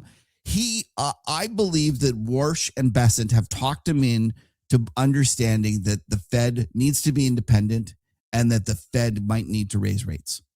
And he's going to let the Fed do what it wants. And listen, it's Trump. He'll eventually be mad. He'll eventually be yelling at Warsh like he yells at everybody. So it's not going to, Warsh's fate won't be any different. But don't forget, Warsh is there for 7 years. 7 years. He's going to be there longer with the next president than he is with this president. Yeah. Right? And so back to the bond market, Patrick. What happened with the 30-year? It actually rallied on the hawkish Fed. First of all, this is the 30-year monthly chart. And the reason I want to start with monthly and then we narrow down is for this is where roughly that 5% yield level is. So this is obviously the bond versus the yield chart. But this is roughly, and there was so many traders boogeymanning that end of the world if 5% is beat in a big way, like there was going to be a huge bond move. But this is a major, for this decade, a major support line. Yeah, the 5% yield, and it so far has held. And so when we get down here, you're absolutely right that unlike the shorter end of the curve, the long bond has actually, for the first time, actually closed above its 50-day moving average since February. Yeah, they like a hawkish Fed. Bond markets like a hawkish Fed. Yeah. Don't ever forget that. Yeah. And so nonetheless, bonds definitely are moving a little bit. But no, the other thing though that I wanted to then pivot to is the single most important chart to watch, the dollar. So yeah, is but actually, it's quite significant that it was the FOMC catalyst, or the news of the event, that actually spurred a breakout out of a 1 year trade range. And like, as if it was just a technical short-term move, it had all it could be easily a prairie dog, or a fake out move there. But the fact that this 100 to 97 level more or less contained the vast majority of the price action of the last 15 months. And while we've several times tried to beat the 100 level, each time it failed and immediately retraced right back into the trade range. Now we had this 2-day breakout that is actually to a 15-month new high, a 52-week new high, we can call it. And it's going to be very curious whether or not we're going to see that this hawkishness. Well, I look at it. Well, all this other central banks, everyone knew that they were hawkish and they were going to raise. But the fact that there was that much more of a hawkish tone from the Fed, there's clearly some recalibration in the rate differentials and other things like this that have certainly given the U.S. dollar a bull tailwind. But the U.S. dollar is also the funding currency, and therefore there could be concerns about funding stresses and other things from such tight central banks. Whatever it is, the dollar's breaking out, and I don't want to ignore it. And what's particularly interesting about it is when you go by cross currency, the reason I'm not overly concerned yet is that the euro has not decisively broken down yet the support line. So the dollar index is sort of doing it because of a couple of the other crosses, but if the euro breaks this 114 level, then we have the backdrop from which a dollar could rally. But then you take the pound sterling coming back to March lows, ready to break down. You have the Canadian dollar base. Actually, I'll put it as the US CAD. Look at this breakout on the US dollar against the Canadian dollar. Like this is insane. Like this from trough to peak was a 600 pip rip on 6 cent rip on the upside of the US CAD. And more importantly, it's cutting through this previous high like it wasn't even there. And then there's this one that I don't know why anyone would do this, but then there's the yen. But like I wouldn't know who would be long the yen because it's cheap. But whoever that is, that guy's an idiot. Exactly, like a complete idiot. No, but all joking aside, but the one thing was like this was the level where the Japanese central bank and government were adamantly trying to defend the line and hold the currency stable. And a broad US dollar rally was just so big that basically they didn't even bother to try to intervene here. Yeah, I'm with you, Patrick. Listen, I'm not going to disagree. Someone asked me about my view on the dollar the other day, and I said, well, I have a bias. I think that the U.S. dollar is headed down over the longer term, but at this point, it's tough to stand in the way. And my point is, I'm just flat because I could see the conditions being in place for a huge rally. The only thing I will say, I'm not flat against the yen, and I do believe that if we got a continued rally in the dollar, I suspect that'll eventually create a risk-off situation. And then the risk-off situation, if we got stocks to correct in a meaningful manner, I'm not sure the yen doesn't rally. Yeah. So to me, the ultimate, this eventually causes risk-off, which eventually causes the yen to lead out of this. So I'm sticking with my yen. I'll let you know when I puke so that you can get long, because that'll be the point where you should really load up. The one thing that I'm trying to reconcile or try to think through in terms of, okay, well, first of all, we don't know 100% that a US dollar bull market has just started. We're just early speculation. Technically, it's showing accumulation that are characteristic of the beginning of a bull trend. So there are signs. Now, there are two types of US dollar moves. One that are caused in a period of stress that is driven by, let's say, risk off dynamics and types of elements, and then there are more meaningful trends that are established because of just the dollar regime cycle that we're in, and some bigger moves. And as an example, you can compare the 2022 move versus the 2024 move. Now, if my early idea here is this: we could get a move that is similar to 2024 over here if we find that by September the Federal Reserve is already backtracking its hawkishness, going far more to a neutral positioning. I won't say dovish, but So one certainly. of the things, though, can I just interrupt there? Yeah. Because everyone's talking about this in terms of what the Fed's going to do. The Fed's not going to tell you anymore. No.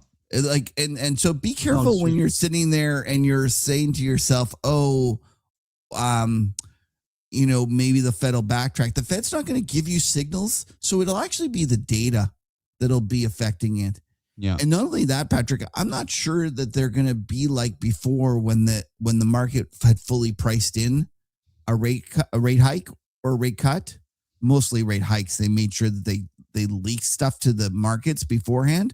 I'm not sure that we won't see a situation where the market thinks there's a 1 in 3 chance that they hike, and they actually hike. Yeah. So be careful with that language that the Fed is going to guide. I think that the days of the Fed guiding are over.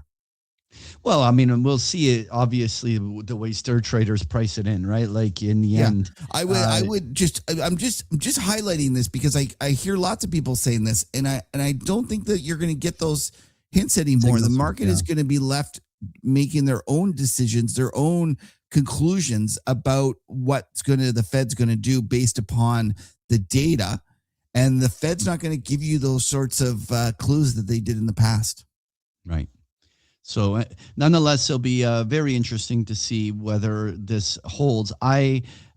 Because it came on such a distinctly a distinct thing, like a Fed new regime kind of change in the way that they're positioned. I think this dollar breakout has merit to actually stick. But what I'm waiting for the validation is the euro breakdown below 114. Because like if the euro holds the line at 114, then this isn't a real breakout. And so I want that confirmation here as we move forward. The Europeans are doing their best William Wallace. Old. Okay, so what's the next one? Let's circle back. Actually, no, let's talk oil, and then we'll circle back to the stock market. Okay. Well, are we going to talk precious metals? Because I would like to talk precious metals. Right. Well, and it makes sense given that we just talked the dollar. Okay. And before we continue, I want to ask you something, and I hope you remember. But last market huddle, I spoke about consumer sentiment, not consumer sentiment, gold sentiment being zero. And I saw this chart, and I was completely and utterly taken aback in that I made a mistake. I didn't understand what this chart was. You had kindly explained to me that it's not what I thought it was. I mistakenly believed it was a survey about people that trade gold in terms You're of talking about the bullish percentage index that is and that went around because I cited this thing about 0% gold bulls, and I thought that this was a sentiment indicator, just like the AAII. And you were kind enough to explain to me that I was wrong, and I thought it would be really important because I suspect that if other people might have made the same mistake. Now, I suspect our listeners are way smarter than that and are not as dumb as me. Yeah. But for those who might not be up to speed on the technical, stuff in terms of what this means, why don't you explain to people what that is and explain why your partner was completely and utterly mistaken? Okay, so first of all, what I wanted to describe is like, for instance, let's take something like the this breadth indicator, which is like looking at how many stocks are above their 50-day moving averages, right? It's just simply measuring or gauging. There's 500 stocks. How many of them are above or below their moving average? Now, of course, when you get to a stage where it's at zero or 5% or 10%, it's certainly reflective of the fact that some sort of dramatic flows are coming in the markets and are driving the fact that majority of stocks are declining, and therefore some people can say that's an oversold condition enough to warrant buying. But the bullish percentage index that stock charts produces, that everyone was throwing around at the zero level, uses a very similar technique, but using point and figure charting. And point and figure charting is the old school way of X's and O's, where it's not measuring time, but rather price on the chart to create a new sequence of up and down chart sequences on the graph paper. That's literally when people were using it back in the days of graph paper. But the point though is that it gives a buy or a sell signal simply by one row of X's or one row of O's in the case of a downtrend, breaking to a lower low than its previous set of O's. So all you need is a lower low than in this previous sequence for it to be classified as a downtrend. Okay. And all the bullish percentage index is asking is how many of the stocks. So let's say in the gold miners bullish percentage index, let's say they have 30 miners in the basket. They're just asking how many of those 30 miners are giving a bull signal versus giving a bear signal, because it can only be one or the other. It's a bull signal until the bear signal gives. And so just because the whole sector was moving together and all of the lows made a lower low, the bullish percentage index hit zero. Right. But that in itself may not mean that we have extreme sentiment or that we have seen a washout in the trend moves. It just means they made a lower low. And when sequences are making lower lows, that may just be the midst of a bear market. So what happens a lot of times on those types of charts is that they'll go and revisit, they'll pop and revisit the low and revisit the low and spend 2 or even 3 months along those lows as a downtrend is engaged in a sequence of selling. I would not use it like exactly that way as a sentiment tool, somehow implying that everyone is so bearish that it must be bullish. It's just a pure observation of a technical sequence of our stocks making lower lows and lower highs type of measurement. Well, that's great. Thank you for explaining that, because I was completely and utterly wrong about that. And the language when they describe it really led me to believe that it was more of a survey as opposed to just a technical. It's just when you love gold, you're looking for any reason to no. But I mean, listen, that's the nature. No, of it. you know what? It's Though, very not hard just for me gold, though. to I do. didn't realize that there was any that was a technical indicator in essence about breadth and who knew that they were going to be using point and figure charts or whatever. But now I know to watch for those things, and they don't mean what I think. And so thank you very much for explaining that to us, Patrick. No worries, buddy.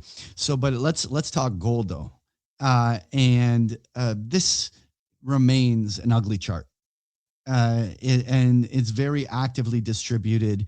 And I was speculating on the idea that we had that reversal on the peace deal, that whether or not that was sufficient to have held the line on gold, and that could have been like a key support line on there. But the one thing I was talking about with my big picture trading members was simply that we would need to see a reclaim of the kind of 45 to 4600 area. Like we would need to see a beat above the 50-day moving average, beat above a Fibonacci zone, things that indicate that the prevailing step ladder or staircase down of lower highs and lower lows has been reversed.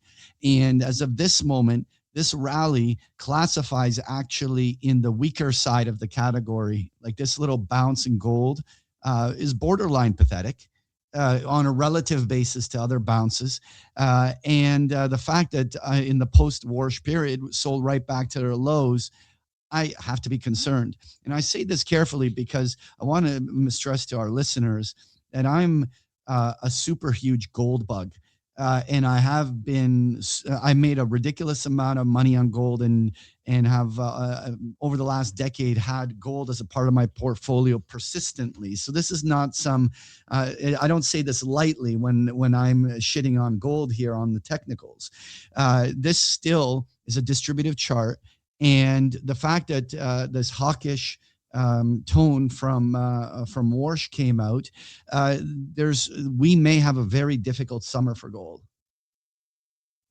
That's what I like about you, Patrick. You're not afraid to go against your prevailing bias and say, call the chart like it looks like to you. And it's very important because you know what though, what I try to teach my members is that you don't have to abandon your gold position, but because we so actively use options, the key is that when the chart looks this bad, you can't be delta one. You have to have an option overlay, something to dampen downside volatility, give yourself the tactical ability to improve your position at key averaging down areas and things like this. I don't like to suggest that we're short selling or that you should be completely out, but you have to acknowledge that there are cycles in the market. And when gold is in a down cycle, your job is not to be an ostrich and put your head in the sand. Your job is to observe what's happening and protect your portfolios appropriately. The point here, though, is that when we put this on a weekly chart, and we observe the blow off top that happened in that parabolic rise, even just a 50% retracement of the 2-year bull market is 3,600. Now, I'm not saying that has to be the number we hit, just in context of, often after major rallies, giving back half of the prior gains is something asset prices around in every market have demonstrated. So, is there still room for $300, $400, $500 on the downside in a challenging summer? I would, if it happens, I'll be buying. But there's definitely now there is very little at this moment. Think of a rising U.S. dollar and higher rates in at least the next few months. This is not a tailwind for gold.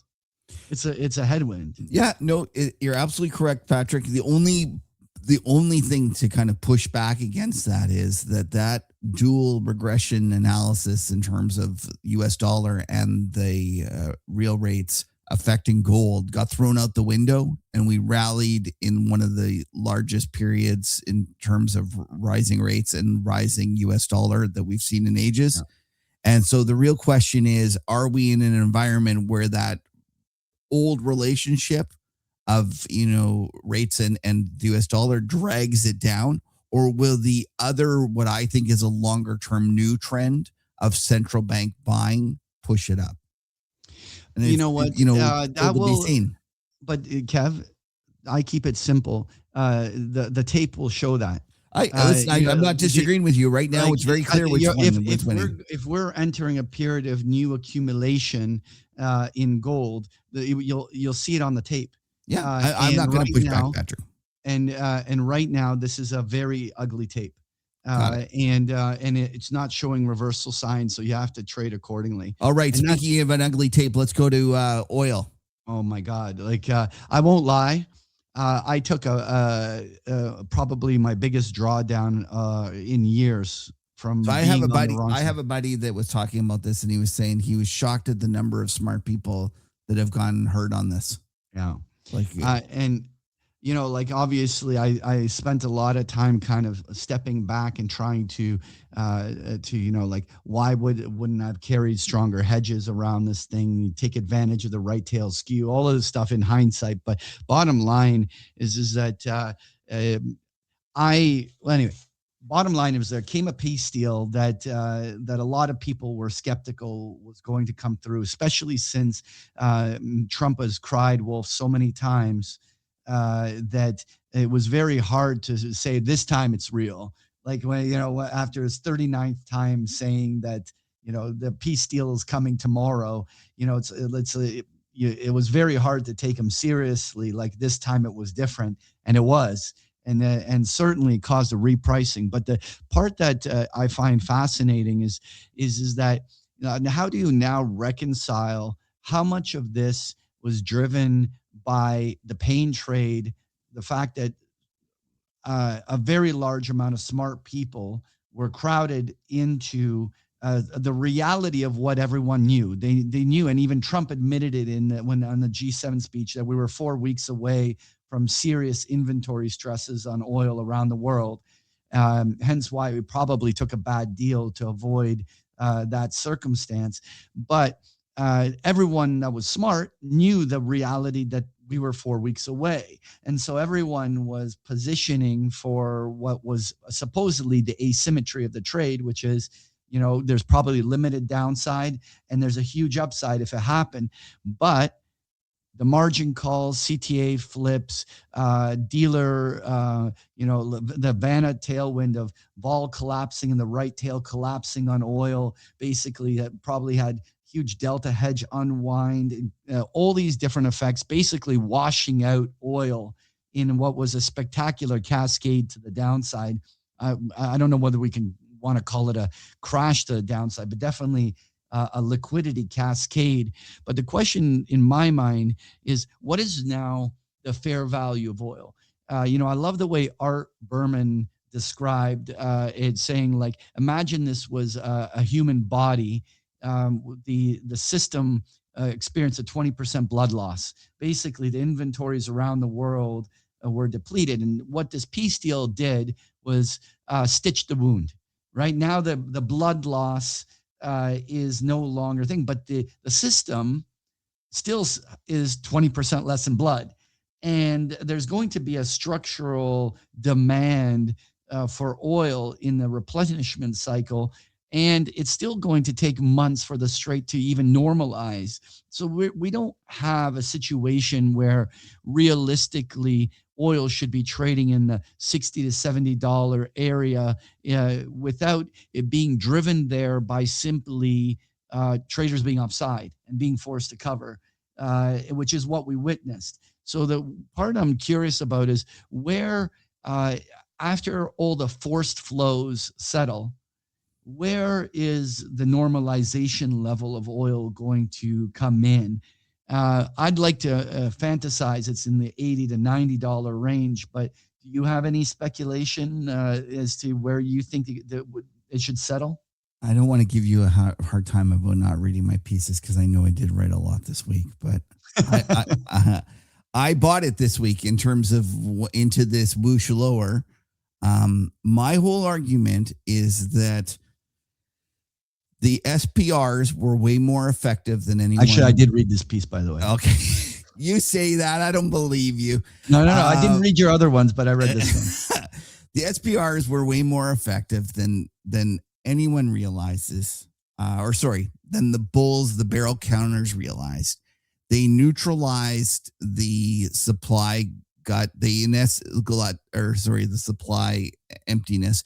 They created enough supply so that the tank bottoms weren't going to be approaching anytime soon. And in the process, we had these speculators, as you mentioned, get stopped out and sold.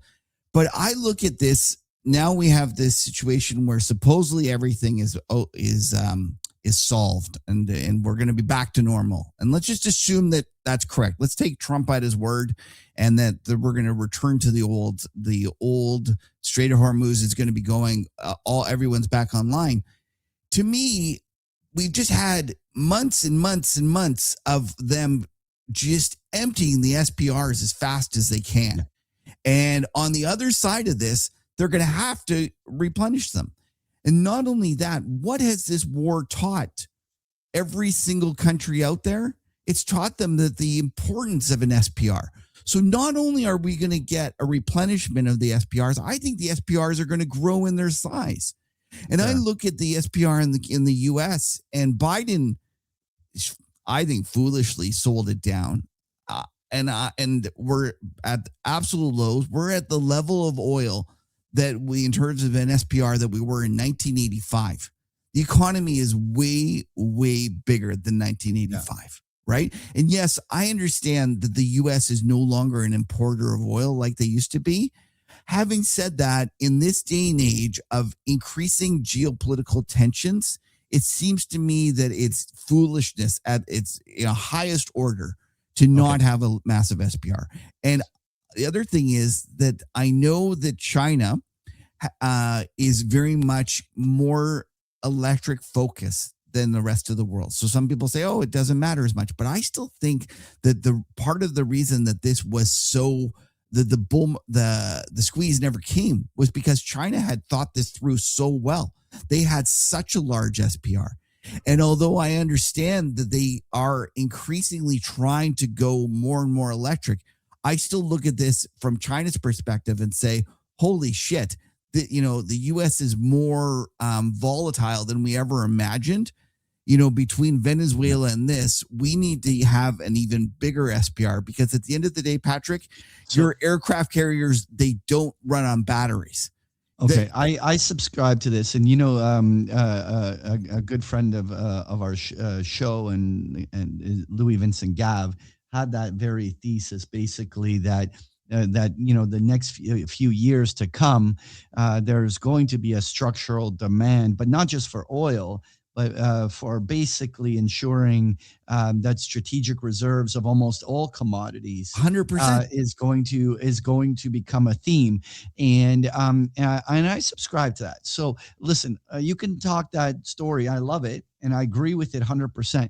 But what I'm trying to sort out with oil here is, and first of all, do you agree that this was just forced selling, that basically was too many traders were caught offside and being forced out this last week? Yeah. 100%. Right. The stop outs out there are huge. The amount of people that were just tossing in the towel and selling, I was actually surprised. I thought more of them had given up.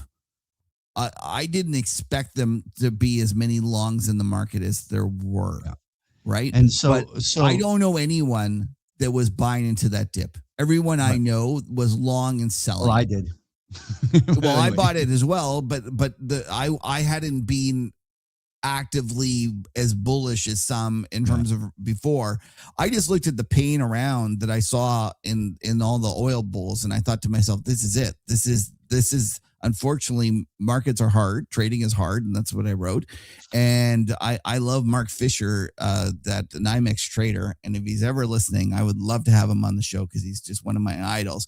But he always says, what's obvious, if it's obvious, it's obviously wrong. And to me, it seemed obvious, 3 months ago, that oil was headed to 200 because we were going to get to tank bottoms. And what happened? It was obvious it was headed higher. It went lower. And to me now, in the midst of Trump telling you, oh, oil's headed lower, everyone is, all the oil bears are doing victory laps. It's just absolutely brutal on Twitter how miserable they are to the oil bulls. But anyway, so be it. And to me, it's obvious now it's headed lower. And that's why I'm looking for something there different. is one very important indicator that is supportive of all this. Jim Cramer came out and said that next month we were going to see oil under 70. There you go, baby. So we've got ourselves a core technical signal that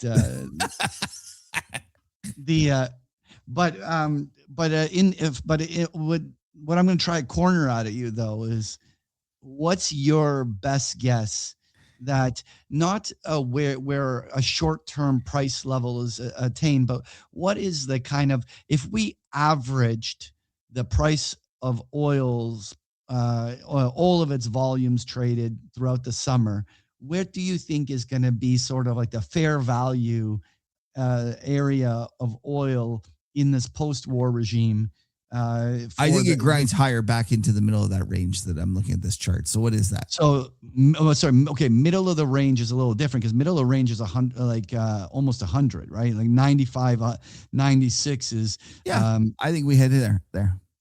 you think so, eh? Yeah. I'm trying to be, I'm planning that to like, if I would be grateful if it got back to 95, Yeah. but I feel that on the I'm trying to plan my trading plan around it only being back to like 85.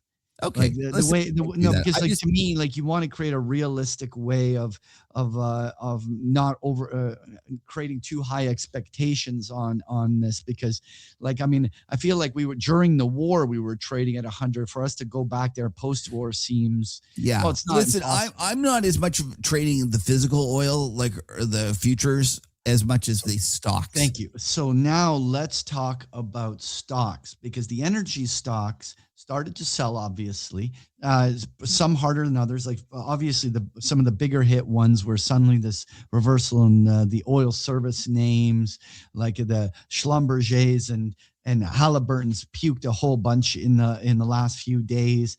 Obviously, just broader selling as we see breakdowns in the exploration and production energy names and so on. But the one thing I wanted to ask you about, because again I read your piece, Okay. so and I know We exactly believe you, your Patrick. argument. We believe you. No, but I understand the argument that that over the even the next 3-5 years, these energy companies are going to be well positioned, because generally the views towards energy are going to be very different in this post-war regime than they were during the ESG phases the decade prior. Okay. Yeah. And so there's going to be a bull tailwind to energy stocks, which I subscribe to a lot of the things you said. But the one part that I'm trying to reconcile is this. Um, in the first 6 months of this year, you can define uh, the two sectors. I think like Charlie McElligott called it like his barbell thing, but the two sectors that if you owned them was all the returns. If you own 50% semiconductors, 50% energy, you basically had a perfect portfolio for the first half of the year, and anything else fucking didn't perform at all. Like it was Okay. just it was brutal.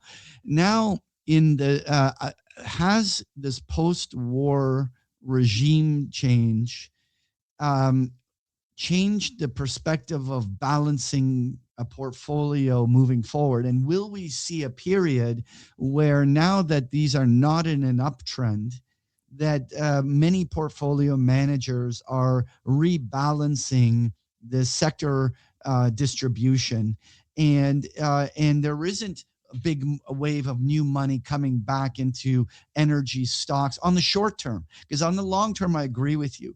What I'm concerned is that a sector rebalancing in this post-war regime can have a distribution on these energy stocks be the story of the summer. And even though you'll be right on the longer term, what's your pushback on my So my pushback to that is I think that's already happened. We have everyone has sold it. That there's very few people that are trading this from the long side. In fact, I wouldn't be surprised if you went like I should go look at the prime brokerage data, but I'll bet you anything if you look at a sector basis that the fast money guys like right on? the pod shops and the hedge funds, they're long gone. There's no way that they're holding into this sort of thing. And in fact, it wouldn't surprise me at all if they're using this as a funding trade to buy the other things, right? So And so fair. to me, one of the things that I'm more worried about when I'm thinking about my energy longs is that I'm very concerned about the market as a whole. So one of the things that I could envision happening is that we have a situation where economy rolls over, or they're worried about higher rates, or they're viewed about liquidity squeeze from a higher dollar. We get a risk off event, and these things end up going nowhere because the reality is that the market's struggling. So one of the things that I just wanted to highlight is that I like energy stocks, but I like them on a relative basis all the more. Okay. So my position is that my position is that generally I love the energy stock story, and equally I love the gold miner story. Uh, I just don't think they're going to be the trade of the summer. I think that you have to have a much longer time horizon, and you have to be able to buffer some short-term volatility still in order to endure the other side. Of course, these kind of dips are the buy on dips. These are like, and like by the way, I want to show you, like, go to this OIH for a moment. I want to put it on a monthly chart. Like, I just want to step out and really observe just that, like, this breakout. Yes, it was a very strong one, but we are literally seeing a multi-decade bear market just starting to turn. And what I wanted to highlight was that, like, it would be normal, on a monthly chart basis, for us to have a pullback before it resumes. And that pullback could be several more months, and it could be, to what were, let's say, previous highs to act as support. Point is, uh, while I do believe that there's a major bull market that is going to be decades long, on the same time, for if we went and saw still another 10 to 15% decline in the oil OIH, heading down to summer down to 320 or something, it wouldn't be a surprise to me. And Got it. and so again, what I'm saying is, like, I love the story. I'm not even going to push back on anything you're saying. I just still see a chart that just started to break down and there's going to, I think, still be a period of even months where these energy stocks need to think. What could change that? $100 oil could. Like, if Well, we have so if I'm we going have to push back and say, Patrick, one of the things is that we've gone from 16 PE, and I know that you shouldn't trade energy stocks necessarily on PEs, but we've gone to a 16 PE on XLE, rallied up to a 20. Now we're back down to a 12. And the market has got a lot of pessimism in there. If we have a situation where earnings just hang in there and don't roll over, people are going to start looking around and saying these stocks are cheap. And so you're right. I don't know if that's going to come this summer. I just know that the surprise, I suspect, will be to the upside, not to the downside. And by the way, I'm super bullish the energy stocks for the next 2-3 years. This is that we are talking the tactical ebb and flow movement of flows that may create these short-term 1 or 2 month trends, and we're debating, like, where is the next tactical buy opportunity, right? But, like, I am structurally bullish these energy stocks. So let's just see. We'll call it here on the show. We talk about these all the time, so I'm sure we're in the weeks to come. We'll reconcile these different things. I want to briefly go and circle back, though, to the S&P, because I don't want to keep going too much longer, but I wanted to just touch on a couple of things. I was speculating that we could have seen a blow off top in semiconductors, and this is clearly false. Any thesis about a short-term top coming in and the parabolic blow off is not there. And I find it fascinating because after that ridiculous move in Intel, that ridiculous move in AMD, in all of these crazy moves that had all the telltale signs of bubble blow-offs, kind of like parabolic rises, and they bought the freaking dip. Like, it's insane. And even there was all sorts of headlines in the South Korean markets where basically they're cutting off loans because people are taking out loans at the banks just to fund them into the markets. And so that they're tightening credit to kind of cool off the South Korean speculator try to think, and the thing still rips to a fresh new 52-week high. This bubble is still going. And this goes back to my thesis that I said at the very beginning, and I want to circle back to it. Is that I feel that during this IPO funding cycle, there's a lot of natural reasons why the market can stay buoyant and frothy through the actual IPO cycle. And only when all the froth and all the money's been sucked out of the system, that old adage of when the ducks quack, you feed them. Well, right now the ducks are being fed very well. And and the thing though is no matter how stupid we think it is, and we know how this story ends every single time, the thing is the timing of it is just because we know that to be true doesn't mean that the next 2 months going into August can't have this kind of froth, or at least the buoyancy of this story to remain elevated as the AI boom kind of, and the excitement around Anthropic and OpenAI and all this stuff really gets working, and this all just really ends badly on the other side. Like, what's your pushback on that? I have no pushback. I agree. Listen, if you go back and you look at 1998, I think we rallied in the Nasdaq. It was 60% or something in 98 or 99, and then we doubled again in the last push. Right? You can go from overbought to massively overbought. But I just want to remind folks that if you go look at the Nasdaq and you look at from the 2000 high to the 2001 low, the decline was 72%. So back to your point is we know how it ends. So yeah, and I want to just show one chart. Hold on, this is a chart. I just have it on my WhatsApp here, but this is just showing the performance of every IPO as they basically went out. And what you can see, like 1 week, 1 month, like what you basically had was that even 3 months after the IPOs, 57% of them were positive.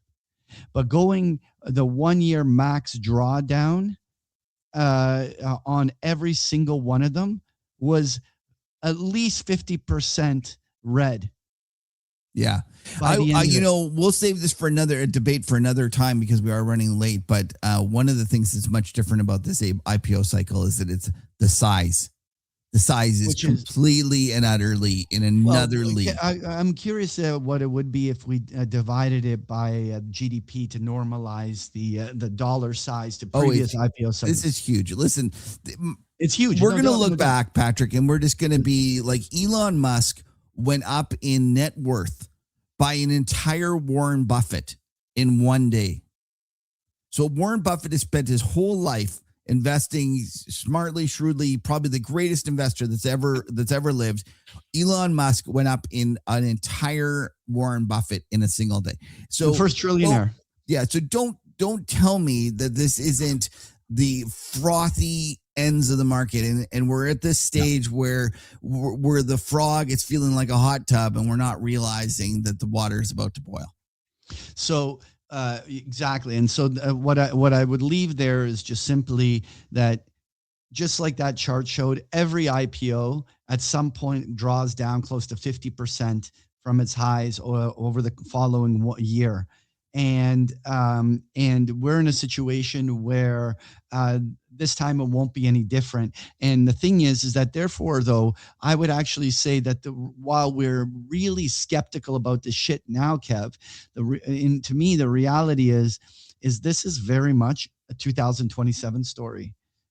In the grand scheme of things, while there's going to be gyrations, there's going to be liquidity crunches, there's going to be stuff. There's may even be the first reaction to the downside happens this year, but the real consequences of this IPO cycle, I think, is going to manifest in 2027.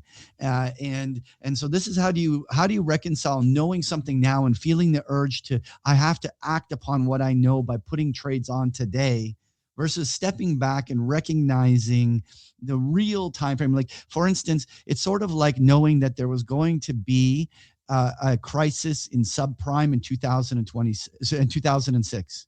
Yeah. Right. And going into 2007, and it happened 18 months later. And I'm not saying that this is going to be 18 months later, but what I'm curious about is just because we recognize it, what is the actual correct timing of it? Like, what is the real, can this be stupid for another 6 months before there's an actual actionable moment to play it the other way? And that is why you have to go in and become a big picture trading member.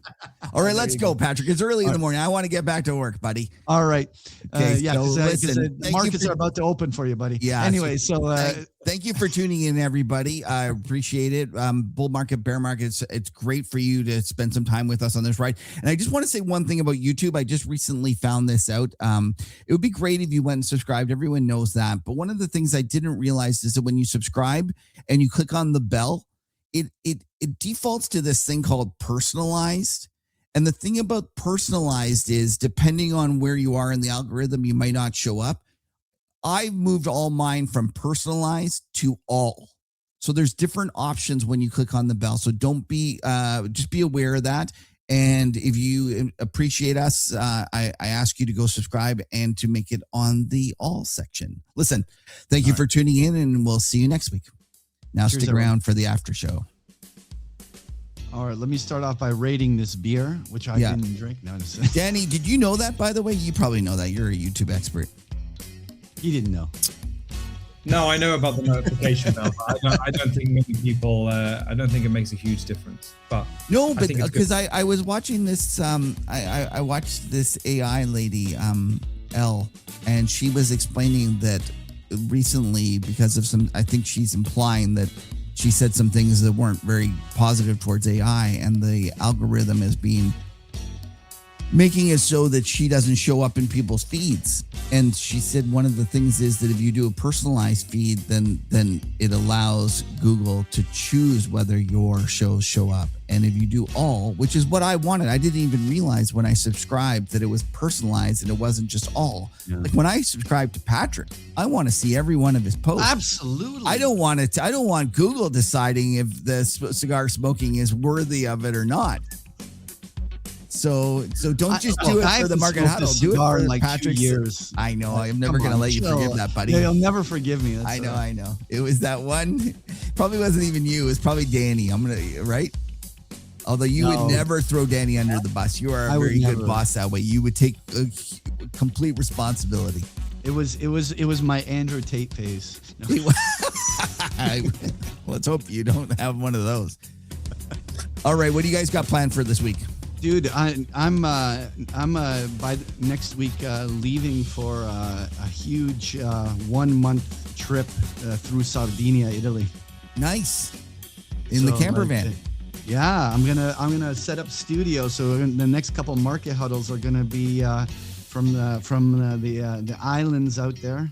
Nice. And I'm gonna be enjoying the island. It's going to be awesome. So I literally am designing a full-on workstation studio with full internet and everything. So I'll be on the road and broadcasting. It's going to be awesome. So much fun. We look forward to that. How about you, Danny? What are you up to? This week? Yeah. Pretty boring, man. I mean, the sun is shining. The beach is just down the road, so I think you look very like European chic beach look. I love it. Like you are like. Yeah, he's got his surfboard ready. He's a little like Beckham, like that's with all the tats and the English look, and But also terrible at football. Yeah. So. Are you? You don't play. But we did win our first game. You did. Yeah. No, I didn't watch it. They said it was one of the best games ever. Just saying. Are you impersonating Trump there? Or are you serious? Best game ever. Best game ever. Well, how about Canada? Whoa. Danny how about just Canada? Gave us an American accent. That was funny. I'm not doing that again. But Canada won. Oh, did we win? You know what? I had something else going. So we did win. 6-0. Holy shit. Oh, wow. That's great. you. Like what the That's awesome, man. I don't think, but like what? Like I was like, Oh, listen, is my we're phone gonna- broken? Is this like some junior league? Like No, we're getting better at soccer/football, as depending on how you want to say it. We're gonna let's not be call it a good. soccer. We're gonna get Yeah, football. We're getting better at football. But we have a guy that I don't even think our main guy is playing. Like I think he's hurt, but he's a superstar on one of the like Spanish teams or somewhere. I'm gonna get in trouble for not knowing, but we have some legitimately good players here. There we yeah, go. like we won 6-0 against Qatar. Like I might start watching now. Jeez. Well, I was I don't know. I'm torn to root for Canada or whether I got a root for Ronaldo and Portugal. It's Is he still playing? yeah, Oh yeah, He's pretty old. yeah. he's getting my age. Yeah, he's pretty Yeah, old. look how old Danny is. Like it's Exactly. Lucky. So cheers, thanks, guys. Danny, we're gonna make you a really good looking statue like he's got in Madeira. yeah. Yeah, just with the shirt and everything. No, you haven't seen the screwed up statue that they made Yeah, of him. it's It's Oh, made- yeah, It looks yeah. nothing like him. Yeah. It looks really bad. Yeah. Okay, listen, I got to get to work. Thanks for everyone. Have a great week. Cheers, everyone.